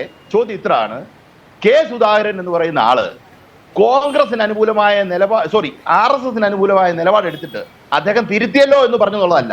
നട്ടലുള്ള കോൺഗ്രസ്സുകാരെങ്കിലും ഇത് തെറ്റാണെന്ന് പറയാൻ ഇവിടെ ഉണ്ടായിരുന്നോ എന്നുള്ള ഒരു ഇമ്പോർട്ടന്റ് ആയിട്ടുള്ള ചോദ്യം ഞാൻ മുന്നോട്ട് വെച്ചു. അത് താങ്കൾ കേട്ടില്ല എന്ന് പറഞ്ഞു. കേട്ടില്ലാത്തതിന് പിന്നെ എനിക്കൊന്നും ചെയ്യാൻ പറ്റത്തില്ല. ആ ചോദ്യത്തിന് മറുപടി സേനാപതി വേണു എന്നുള്ളതല്ല, കേരളത്തിൽ ആരെങ്കിലും മറുപടി പറഞ്ഞിട്ടുണ്ടോ? ഇല്ല. സുധാകരനെതിരെ സുധാകരൻ പറഞ്ഞ തെറ്റാണെന്ന് പറയാൻ ചങ്കുറപ്പുള്ള ആരേലും കോൺഗ്രസിനകത്ത് ഇപ്പൊ ഉണ്ടോ എന്നൊരു ചോദ്യം കൂടി ഞാൻ ചോദിച്ചു. അടുത്ത സ്ട്രെച്ചിൽ താങ്കൾ അത് പറഞ്ഞാൽ മതി. പിന്നെ താങ്കൾ ഇവിടെ പറഞ്ഞ വിഷയവുമായിട്ട് ബന്ധപ്പെട്ട ഒരു മറുപടി ഞാൻ പറയാം. നോക്കൂ, എല്ലാം ഇപ്പം CPM നടത്തുന്ന ഒരു പരിപാടിയുടെ അല്ലെങ്കിൽ ഒരു സമരത്തിന്റെ മുന്നിൽ പിണറായി വിജയൻ പോയി നിന്ന് അടി മേടിക്കണം എന്നുള്ള ഉദ്ദേശത്തിലല്ല ഞാൻ പറഞ്ഞത്. ഞാൻ അങ്ങനെ ഒരു അർത്ഥത്തിലല്ല അത് സംസാരിച്ചത്. പറഞ്ഞതിന് കാര്യം എന്താ? നിങ്ങൾ ഇന്നലെ തിരുവനന്തപുരത്ത് നടത്തിയ സമരത്തിൽ, പ്രക്ഷോഭ അന്തരീക്ഷത്തിൽ കൂടെ കടന്നുപോയ ഒരു സമരത്തിൽ യൂത്ത് കോൺഗ്രസിന്റെ പല നേതാക്കന്മാരും ഈ അടി തുറക്കുന്നതിന് മുമ്പ് വീട്ടിൽ പോയെന്നേ. അപ്പൊ എനിക്ക് പറയരുതോ അത്? ഞാൻ പറഞ്ഞു, ഞാനും ഈ വൈസ് പ്രസിഡന്റും 2-3 വൈസ് പ്രസിഡന്റുമാരും സെക്രട്ടറിയും പ്രസിഡന്റും എല്ലാം കൂടെ നിൽക്കുകയാണ്. ബാക്കി കുറച്ചുപേര് വീട്ടിൽ പോയി. ആ വീട്ടിൽ പോയത് കൊണ്ടാണ് ഞാനിത് പറയേണ്ടി വരുന്നത്. മനസ്സിലായില്ലേ? അപ്പൊ അങ്ങനെ ഒരു കണ്ടൻഷൻ ഞാൻ ഫ്രെയിം ചെയ്യുന്നതിന് കാര്യം, അത്ര അവസാന നിമിഷം വരെ നിങ്ങളുടെ കൂട്ടത്തിൽ നിന്ന് അടി തുടങ്ങാൻ നേരത്ത് വീട്ടിൽ പോവുകയാണെങ്കിൽ, 2-3 പേര് മാത്രം വീട്ടിൽ പോവുകയാണെങ്കിൽ, സേനാപതി വേണു മാത്രം DCCയുടെ സമരത്തിൽ വീട്ടിൽ പോവുകയാണെങ്കിൽ അതിനകത്തൊരു കുഴപ്പമില്ലേ? അങ്ങനാണെങ്കിൽ ഇപ്പുറത്ത് നിൽക്കുന്ന ഒരാളെന്നുള്ള നിലയിൽ എനിക്ക് കൃത്യമായി ഇതിനകത്ത് ഇറങ്ങി ഒരു അഭിപ്രായം പറയാനും വിമർശിക്കാനും പറ്റും. അപ്പൊ ഞാൻ ഒന്നുകൂടെ ചോദ്യം വെക്കുകയാണ്: സുധാകരൻ പറഞ്ഞ തെറ്റാണ്, സുധാകരൻ KPCC പ്രസിഡന്റ് എന്നുള്ള നിലയിൽ ഇങ്ങനെ പറയാൻ പാടില്ലായിരുന്നു എന്ന് പറയാൻ താങ്കൾക്ക് പറ്റുമോ എന്ന് മാത്രം പറഞ്ഞാൽ മതി. വേറെ പ്രശ്നമൊന്നുമില്ല. അത് വ്യക്തമാക്കുകയും വേണം. അത് ഉരുളിഫിക്കേഷൻ നടത്തരുത്. കൃത്യമായി അടുത്ത റൗണ്ടിൽ, ഇതിന്റെ അവസാന റൗണ്ടിൽ അതെടുക്കാം. ശരി. ഓക്കെ. അത് ഇപ്പോൾ ഒരു തെറ്റിദ്ധാരണ വരരുത്, അതുകൊണ്ടാണ് ഞാൻ പറയുന്നത്. ഇപ്പോൾ ശ്രീ സേനാപതി അത് കേട്ടിട്ടുണ്ട്, മുമ്പ് അത് കേട്ടിട്ടില്ല എന്ന് അദ്ദേഹം പറയുന്നത് മുഖവിലേക്ക് എടുക്കേണ്ട ഉത്തരവാദിത്വം എനിക്കുണ്ട്. കാരണം അദ്ദേഹത്തിൻ്റെ സൂം കണക്ഷൻ കട്ടായ ഘട്ടത്തിൽ അത് പുനഃസ്ഥാപിച്ചെടുക്കുന്ന ഒരു സമയത്ത് അദ്ദേഹം ഈ ചർച്ചയിൽ നിന്ന് വിട്ടുനിന്നു. അദ്ദേഹം പറഞ്ഞതും ശരിയാണെന്ന് തന്നെയാണ് ഞാൻ പറയുക. ന്യൂസ് ആൻഡ് വ്യൂസ് അതിൻ്റെ അവസാന മിനിറ്റുകളിലേക്ക്. ശ്രീ P. ജയരാജൻ, ഞാൻ ഒരുപാട് കാര്യങ്ങളിലേക്ക് നമുക്ക് ഏതായാലും ഇനി ചർച്ച ചെയ്യണം, നമുക്കൊന്ന് ചുരുക്കിയെടുക്കാമെന്ന് വിചാരിക്കുന്നു. പക്ഷേ ഒരു പ്രശ്നം, ഈ കോൺഗ്രസ് നേതാക്കളൊക്കെ ചർച്ചകളിലും പരസ്യമായും പറഞ്ഞുകൊണ്ടിരിക്കുന്നത് ഓരോ നിയോജക മണ്ഡലത്തിലേക്കും എത്തുന്ന ഈ മനുഷ്യരെക്കുറിച്ചുള്ള അവരുടെ വിലയിരുത്തൽ യഥാർത്ഥത്തിൽ അവരെ കൂടി അപമാനിക്കുന്ന തരത്തിലേക്കാണോ? കാരണം ഒരു ആലോചനയ്ക്കും വഴിപ്പെടാത്ത, ഏതോ ചിന്തിക്കാത്ത കുറേ മനുഷ്യരെന്ന നിലയിൽ അവരെ ഇകഴ്ത്തി കാട്ടുകയാണോ? അത് ഏതെങ്കിലും തരത്തിൽ ഒരു കേരളം പോലൊരു പൊതുമണ്ഡലത്തിന് സ്വീകാര്യമായി എടുക്കാൻ കഴിയുന്നതാണോ ശ്രീ ജയരാജൻ?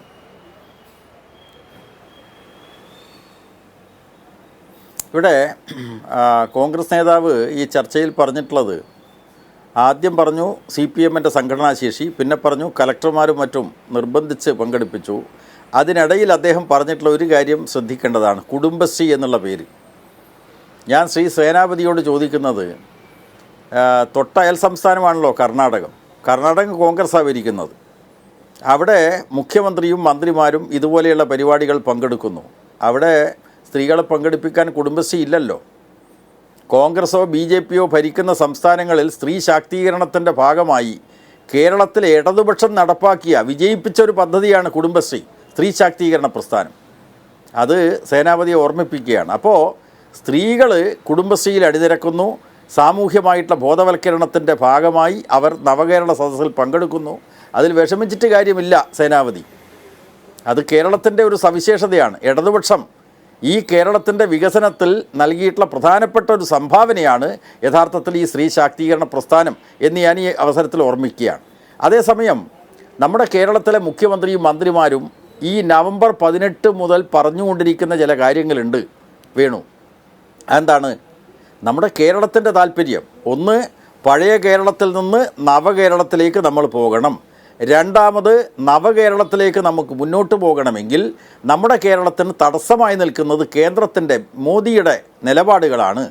അതേക്കുറിച്ച് എന്താ കോൺഗ്രസ്സിന് പറയാനുള്ളത്? ഇന്ന് മുഖ്യമന്ത്രിയുടെ പ്രസംഗം നേരത്തെ കൈരളി ടി വിയിലൂടെ നമ്മൾ കേട്ടല്ലോ. അദ്ദേഹം പറയുന്നത് കേരളം നശിക്കട്ടെ എന്നുള്ള മനോഭാവമാണ് കേരളത്തിലെ കോൺഗ്രസ്സിനുള്ളത് എന്നതാണ്, പ്രതിപക്ഷത്തിനുള്ളത് എന്നതാണ്. സമ്മതിച്ച വിഹിതം പോലും നമുക്ക് ലഭിക്കുന്നില്ല എന്നാണ് മുഖ്യമന്ത്രി ഇവിടെ പറഞ്ഞത്. അപ്പോൾ ഞാൻ നേരത്തെ പറഞ്ഞതുപോലെ അർത്ഥവത്തായ സംവാദമാണ് കേരളത്തിലെ പ്രതിപക്ഷം, വിശേഷിച്ച് കോൺഗ്രസ് ആഗ്രഹിക്കുന്നതെങ്കിൽ ഓൾ ഇന്ത്യ പശ്ചാത്തലത്തിൽ ഗവർണർമാരെ ഉപയോഗിച്ച് കാവ്യവൽക്കരണം നടത്തുന്നു, വിദ്യാഭ്യാസത്തിൻ്റെ കാവ്യവൽക്കരണം ശക്തമായിട്ട് രാജ്യത്തുടനീളം നടത്തുന്നു, അതിന് ഏജൻറ്റുമാരായിട്ട് ഓരോ സംസ്ഥാനത്തിലെയും ഗവർണർമാരെ ഉപയോഗിക്കുന്നു. ആ സംസ്ഥാനങ്ങൾക്ക് കിട്ടേണ്ട അർഹമായിട്ടുള്ള വീതം പോലും നൽകാതിരിക്കുന്നു. നമ്മുടെ സംസ്ഥാനത്തിൻ്റെ പ്രത്യേകമായിട്ടുള്ള വികസനത്തിൻ്റെ കാഴ്ചപ്പാട് തകർക്കുന്നതിന് വേണ്ടി കേന്ദ്ര സർക്കാർ ബോധപൂർവം പരിശ്രമിക്കുന്നു. അതുകൊണ്ട് ഈ കേരളത്തിൻ്റെ താല്പര്യം സംരക്ഷിക്കാനെങ്കിലും കേരളത്തിലെ കോൺഗ്രസിൻ്റെ നിലപാടുണ്ടോ എന്നുള്ള ചോദ്യമാണ് മുഖ്യമന്ത്രിയും മന്ത്രിമാരും ഈ നവകേരള സദസ്സിൽ ഉടനീളം നിരന്തരമായി ചോദിച്ചുകൊണ്ടിരിക്കുന്നത്. അതിനെക്കുറിച്ച് സതീശനും അതുപോലെ തന്നെ സുധാകരനും ഒന്നും പറയുന്നില്ലല്ലോ. അവിടെയാണ് നമ്മൾ ചിന്തിക്കേണ്ടത്. ഈ കേരളത്തിൻ്റെ താല്പര്യം സംരക്ഷിക്കാനെങ്കിലും ഈ പ്രതിപക്ഷത്തുള്ള കോൺഗ്രസ് തയ്യാറാവണ്ടേ? മുഖ്യമന്ത്രി പറഞ്ഞു കേരളത്തിൽ നിന്ന് തിരഞ്ഞെടുക്കപ്പെട്ട 18 പാർലമെൻറ്റ് മെമ്പർമാർ ലോക്സഭയിലുണ്ട്. ആ ലോക്സഭയിലിരിക്കുന്ന 18 എംപിമാർ എന്താണ് ചെയ്തത് എന്ന കാര്യം മുഖ്യമന്ത്രി ആവർത്തിച്ച് ചോദിക്കുന്നുണ്ട്. എന്താണ് കോൺഗ്രസ് നേതാവിന് പറയാനുള്ളത് എന്ന കാര്യം എനിക്കും പ്രേക്ഷകർക്കും എല്ലാ യോഗങ്ങളും കേൾക്കുന്ന ഒരു കാര്യമാണ്. ശ്രീ ജയരാജൻ, ഞാൻ സമയക്കുറവുകൊണ്ട് ഇടപെടുന്നു. അതായത് സേനാപതി മറുപടി പൊതു താല്പര്യങ്ങൾക്കൊപ്പം നിൽക്കാൻ കോൺഗ്രസ് ഇല്ല എന്ന് കേരളത്തിലെ കോൺഗ്രസ് തെളിയിച്ചിരിക്കുകയല്ലേ ഇതിലൂടെ? കോൺഗ്രസിൻ്റെ ദേശീയ നയത്തിന് വിരുദ്ധമാണ് എന്ന് യാതൊരു സംശയവുമില്ലാതെ ആർക്കും പറയാം. പക്ഷേ കേരളത്തിൽ വന്നാൽ ഇതാണ് ഞങ്ങളുടെ നയം എന്ന് കോൺഗ്രസ് സ്വയം തെളിയിക്കുകയല്ലേ? ലാലിൻ്റെ ചോദ്യവും കെ സുധാകരനെ തിരുത്തിക്കുക, തള്ളിപ്പറയുക എന്ന നിലയിലേക്ക് പോകാൻ ആർക്കെങ്കിലും ധൈര്യം കേരളത്തിലെ കോൺഗ്രസിലുണ്ടോ? അല്ല, ആദ്യം ഞാൻ ലാലിന്റെ ചോദ്യത്തിലേക്ക്, ലാലെ, ഞാൻ ഇതിന്റെ കണക്ഷൻ ഡിസ്കണക്ട് ആയതുകൊണ്ടാണ്. കാരണം ഒരു രാഷ്ട്രീയ ചോദ്യത്തിനും മറുപടി പറയാതെ പോകുന്നതും ശരിയല്ല. രാഷ്ട്രീയ ചർച്ചയിൽ ഇവിടെ ജയരാജൻ സഖാവ് ചൂണ്ടിക്കാണിച്ച പോലെ അർത്ഥവത്തായ ചർച്ചകൾ നടക്കണം. ആ ചർച്ചയിൽ ഞാൻ അങ്ങോട്ട് ചോദിക്കുന്നു, എന്താണ് കെ സുധാകരൻ പറഞ്ഞത്? കെ സുധാകരൻ പറഞ്ഞൊരു കാര്യം, യൂണിവേഴ്സിറ്റികളിൽ അല്ലെങ്കിൽ ആ രീതിയിലുള്ള വിദ്യാഭ്യാസ കേന്ദ്രങ്ങളിൽ രാഷ്ട്രീയപരമായി ആളുകളെ ഒരു കാരണവശാലും നിയമിക്കപ്പെടാൻ പാടില്ല. അദ്ദേഹം പറഞ്ഞതിന്റെ കറക്സ്. 2, നിയമിക്കപ്പെടുന്ന ആളുകൾ അത് യോഗ്യതയുടെ അടിസ്ഥാനത്തിൽ മാത്രമേ നിയമിക്കപ്പെടാവുള്ളൂ. അതാണ് അദ്ദേഹം പറഞ്ഞത്. 3ാമതായിട്ട് അദ്ദേഹം പറഞ്ഞതല്ല, ഇനി ഏതെങ്കിലും നിയമിക്കപ്പെടുന്ന ഒരാള് അവൻ ഏതെങ്കിലും ഒരു വിഭാഗത്തിൽ പെട്ടു എന്നുള്ളത് കൊണ്ട് അത് അയോഗ്യനാകുന്നു. ഞാൻ ചോദിക്കുന്നു, അതിനെ ഒരു പോസിറ്റീവായി അതിൽ വിമർശനം ഉണ്ടായപ്പോഴും അദ്ദേഹം വീണ്ടും അതിനെ കൂടുതൽ ക്ലാരിഫൈ ചെയ്തുകൊണ്ട് അദ്ദേഹം പറഞ്ഞു, ഞാൻ അതിൻ്റെ അകത്ത് ഉദ്ദേശിച്ചത്, ഞാൻ പറഞ്ഞത് ഈ കാര്യങ്ങൾ മാത്രമാണ്. രാഷ്ട്രീയ പക്ഷപാതത്തിന്റെ പേരിൽ അല്ലെങ്കിൽ രാഷ്ട്രീയ വിധേയത്വത്തിന്റെ പേരിൽ ഒരാളും അത് സെനറ്റിലേക്കോ സിൻഡിക്കേറ്റിലേക്കോ തെരഞ്ഞെടുക്കപ്പെടാൻ പാടില്ല. അതല്ല, അവിടെ യോഗ്യതയായിരിക്കണം, മെറിറ്റ് ആയിരിക്കണം അതിന്റെ മാനദണ്ഡം. ഇനി തെരഞ്ഞെടുക്കപ്പെട്ട ഒരാളുടെ രാഷ്ട്രീയം എന്തെങ്കിലും ആയിക്കൊള്ളട്ടെ എന്നതുകൊണ്ട് അവിടെ ഗവർണർ നടത്തുന്നത് കാവ്യവൽക്കരണമാണോ? ചോദ്യം. സേനാപതി, ഗവർണർ നടത്തുന്നത്, ചാൻസലർ നടത്തുന്നത് കാവ്യവൽക്കരണമാണോ? ചോദ്യം. ശരത്തെ, ഗവർണർ കാവ്യവൽക്കരണത്തിന് വേണ്ടി വന്നിരിക്കുന്നയാളല്ലേ? കാരണം എന്താ, ഇവിടുത്തെ BJP കാരനെ കൊണ്ട് കെ സുരേന്ദ്രനും ശോഭാ സുരേന്ദ്രനും വി മുരളീധരനും ഒന്നും വിചാരിച്ചു കഴിഞ്ഞാൽ ഇവിടെ സെനറ്റുകളിൽ ചെയ്തതും അത് തന്നെയാണല്ലോ അല്ലേ? അല്ല, ഗവർണർ വന്നിരിക്കുന്നത് ആ പർപ്പസിന് തന്നെയാണല്ലോ. ഈ സെനറ്റുകളിൽ ചെയ്തതും കാവ്യവൽക്കരണം തന്നെയാണല്ലോ അല്ലേ? അല്ല, ആ പർപ്പസിൽ ഗവർണറെ സഹായിക്കുന്ന നടപടിയാണല്ലോ. രാജ്ഭവനിലേക്ക് അല്ല, ക്ഷമിക്ക്, ഹരീഷ് കർത്തായെ രാജ്ഭവനിലേക്ക് നിയമിക്കണമെന്ന് ആവശ്യപ്പെട്ടപ്പോ ഒരു എന്താ പറഞ്ഞ ഒരു വിദ്വേഷവുമില്ലാതെ ഒരു വെറുപ്പുമില്ലാതെ ആ പേപ്പറിൽ ഒപ്പിട്ട് കൊടുത്ത ആരാ? കേരളത്തിന്റെ മുഖ്യമന്ത്രിയല്ലേ? കേരളത്തിൽ നടത്തുന്ന നടപടികളോട് കോൺഗ്രസിന്റെ നിലപാട് അത് വേറെ. കഴിഞ്ഞ ഒരുപാട് ഡെവലപ്മെന്റ്സ് ഉണ്ടായി. ഗവർണർമാരെ നിയോഗിച്ചത് അതിനു വേണ്ടിയിട്ടാണ്. ആ ദൗത്യം കേരളത്തിൽ നിർവഹിക്കുന്ന ക്യുക്കായിട്ടുള്ള മറുപടി കോൺഗ്രസിന്റെ നിലപാട് വേണ്ടിയാണ് വന്നിരിക്കുന്നത്. ആ ദൗത്യത്തെ സഹായിക്കുന്ന നിലപാടാണ് സംസ്ഥാനം ഭരിക്കുന്ന ഗവൺമെന്റ് സ്വീകരിക്കുന്നത്. അതാണ് ഞങ്ങൾക്ക് അഭിപ്രായ വ്യത്യാസം. ഇവിടെ കാവ്യവൽക്കരണത്തിന് വളരെ വേഗത്തിൽ സമയം തീരുന്നു. അല്ല, ഞാൻ പറയുന്നത്, നമ്മൾ പത്രം വായിക്കുന്നവർക്ക് എല്ലാവർക്കും അറിയാം. KPCC അധ്യക്ഷൻ പത്രം വായിക്കുന്നുണ്ടോ എന്നില്ലയോ എന്ന് എനിക്ക് അറിയത്തില്ല ഇപ്പം. കാര്യം പത്രം വായിക്കുന്നവർക്കെല്ലാം അറിയാം, RSSന്റെ പരിപാടിയാണ് സിൻഡിക്കേറ്റുമായി ബന്ധപ്പെട്ട് ഗവർണർ നടത്തിയത്. അതുമായി ബന്ധപ്പെട്ടാണ് കേരളത്തിൽ ഒരു വിദ്യാർത്ഥി സംഘടന റോഡിൽ സമരം ചെയ്യുന്നത്. ഗവർണറെ ഈ പറഞ്ഞ പോലെ മൂവ് ചെയ്യാൻ പറ്റാത്ത രീതിയിൽ ഒരു സമരത്തിലേക്ക് പോകുന്ന ഒരു വിഷയത്തിൽ അത് കാവ്യവൽക്കരണത്തെ എതിർക്കുന്നുണ്ടോ ഇല്ലയോ എന്നുള്ളതാണ് പ്രാഥമികമായിട്ടുള്ള ചോദ്യം. ആ ചോദ്യത്തിന് കുഴപ്പമില്ല എന്നാണ് അദ്ദേഹം പറഞ്ഞു വെച്ചത്. അല്ല പിന്നെന്താ? അത് ഈ പറഞ്ഞ കാര്യം നമ്മളോട് ഒരു CPM ആ ലീഗുകാരെ കൂടെ പറഞ്ഞതൊന്ന് മനസ്സിലാക്കണം. അത്രേ ഉള്ളൂ നമുക്ക് പറയാനുള്ളൂ. ലീഗുകാരെ കൂടെ പറഞ്ഞൊന്ന് മനസ്സിലാക്കില്ല ശരത്ത്. ശരി ശരി ശരി ശ്രീ ജയരാജൻ ഒരു കാര്യത്തിന്റെ ക്ലാരിറ്റി ഉണ്ട്. ആരിഫ് മുഹമ്മദ് ഖാൻ ചെയ്തത് കാവ്യവൽക്കരണമാണ്. പക്ഷെ ഒരു പ്രശ്നം എന്താണ്? ആ കാവ്യവൽക്കരണത്തിൽ സെനറ്റിലേക്ക് കൊടുത്തുള്ള പേരുകളിൽ കോൺഗ്രസ്സുകാരുണ്ട്, മുസ്ലിം ലീഗുകാരുണ്ട്. ആ നിലയിലുള്ളൊരു വലിയ സഹകരണമുണ്ട്. അത് എങ്ങനെയാണ് പൊതുസമൂഹത്തിൻ്റെ മുമ്പിൽ നിന്ന് ഇനി കോൺഗ്രസിന് മറച്ചു വെക്കാനാവുക? കെ സുധാകരൻ തിരുത്തി എന്ന് പറഞ്ഞതുകൊണ്ട് മാത്രം. വളരെ വേഗം ശ്രീ ജയരാജൻ, നമുക്ക് അവസാനിപ്പിക്കേണ്ട സമയമാവുന്നു. ചെറിയ യഥാർത്ഥ കോൺഗ്രസ് അഖിലേന്ത്യാ തലത്തിൽ പറയുന്ന കാര്യമല്ല കേരളത്തിൽ നടപ്പാക്കുന്നത്. ഓൾ ഇന്ത്യ തലത്തിൽ ഇന്ത്യ എന്ന പൊതുവേദിയുടെ ഭാഗമായി കോൺഗ്രസ് നിൽക്കുമ്പോൾ അവിടെ BJPയും RSSും നടത്തുന്ന എല്ലാ കുൽസിത പ്രവർത്തനങ്ങളെ സംബന്ധിച്ചും അവർ പ്രസംഗിക്കുന്നു. പക്ഷേ ഇവിടെ പ്രയോഗത്തിൽ RSS BJPയുടെ ഒക്കച്ചങ്ങാതിമാരായിട്ടാണ് സുധാകരനും സതീശനും പ്രവർത്തിക്കുന്നത്. അതാണ് ജനങ്ങൾ തിരിച്ചറിയേണ്ടത്. അപ്പോൾ അഖിലേന്ത്യാ തലത്തിലുള്ള മോദി സർക്കാരിൻ്റെ അജണ്ട നടപ്പിലാക്കാൻ ശ്രമിക്കുന്ന ഗവർണർക്കൊപ്പമാണ് കേരളത്തിലെ കോൺഗ്രസ്. അതാണ് നമ്മൾ തിരിച്ചറിയേണ്ട ഏറ്റവും പ്രധാനപ്പെട്ട കാര്യം.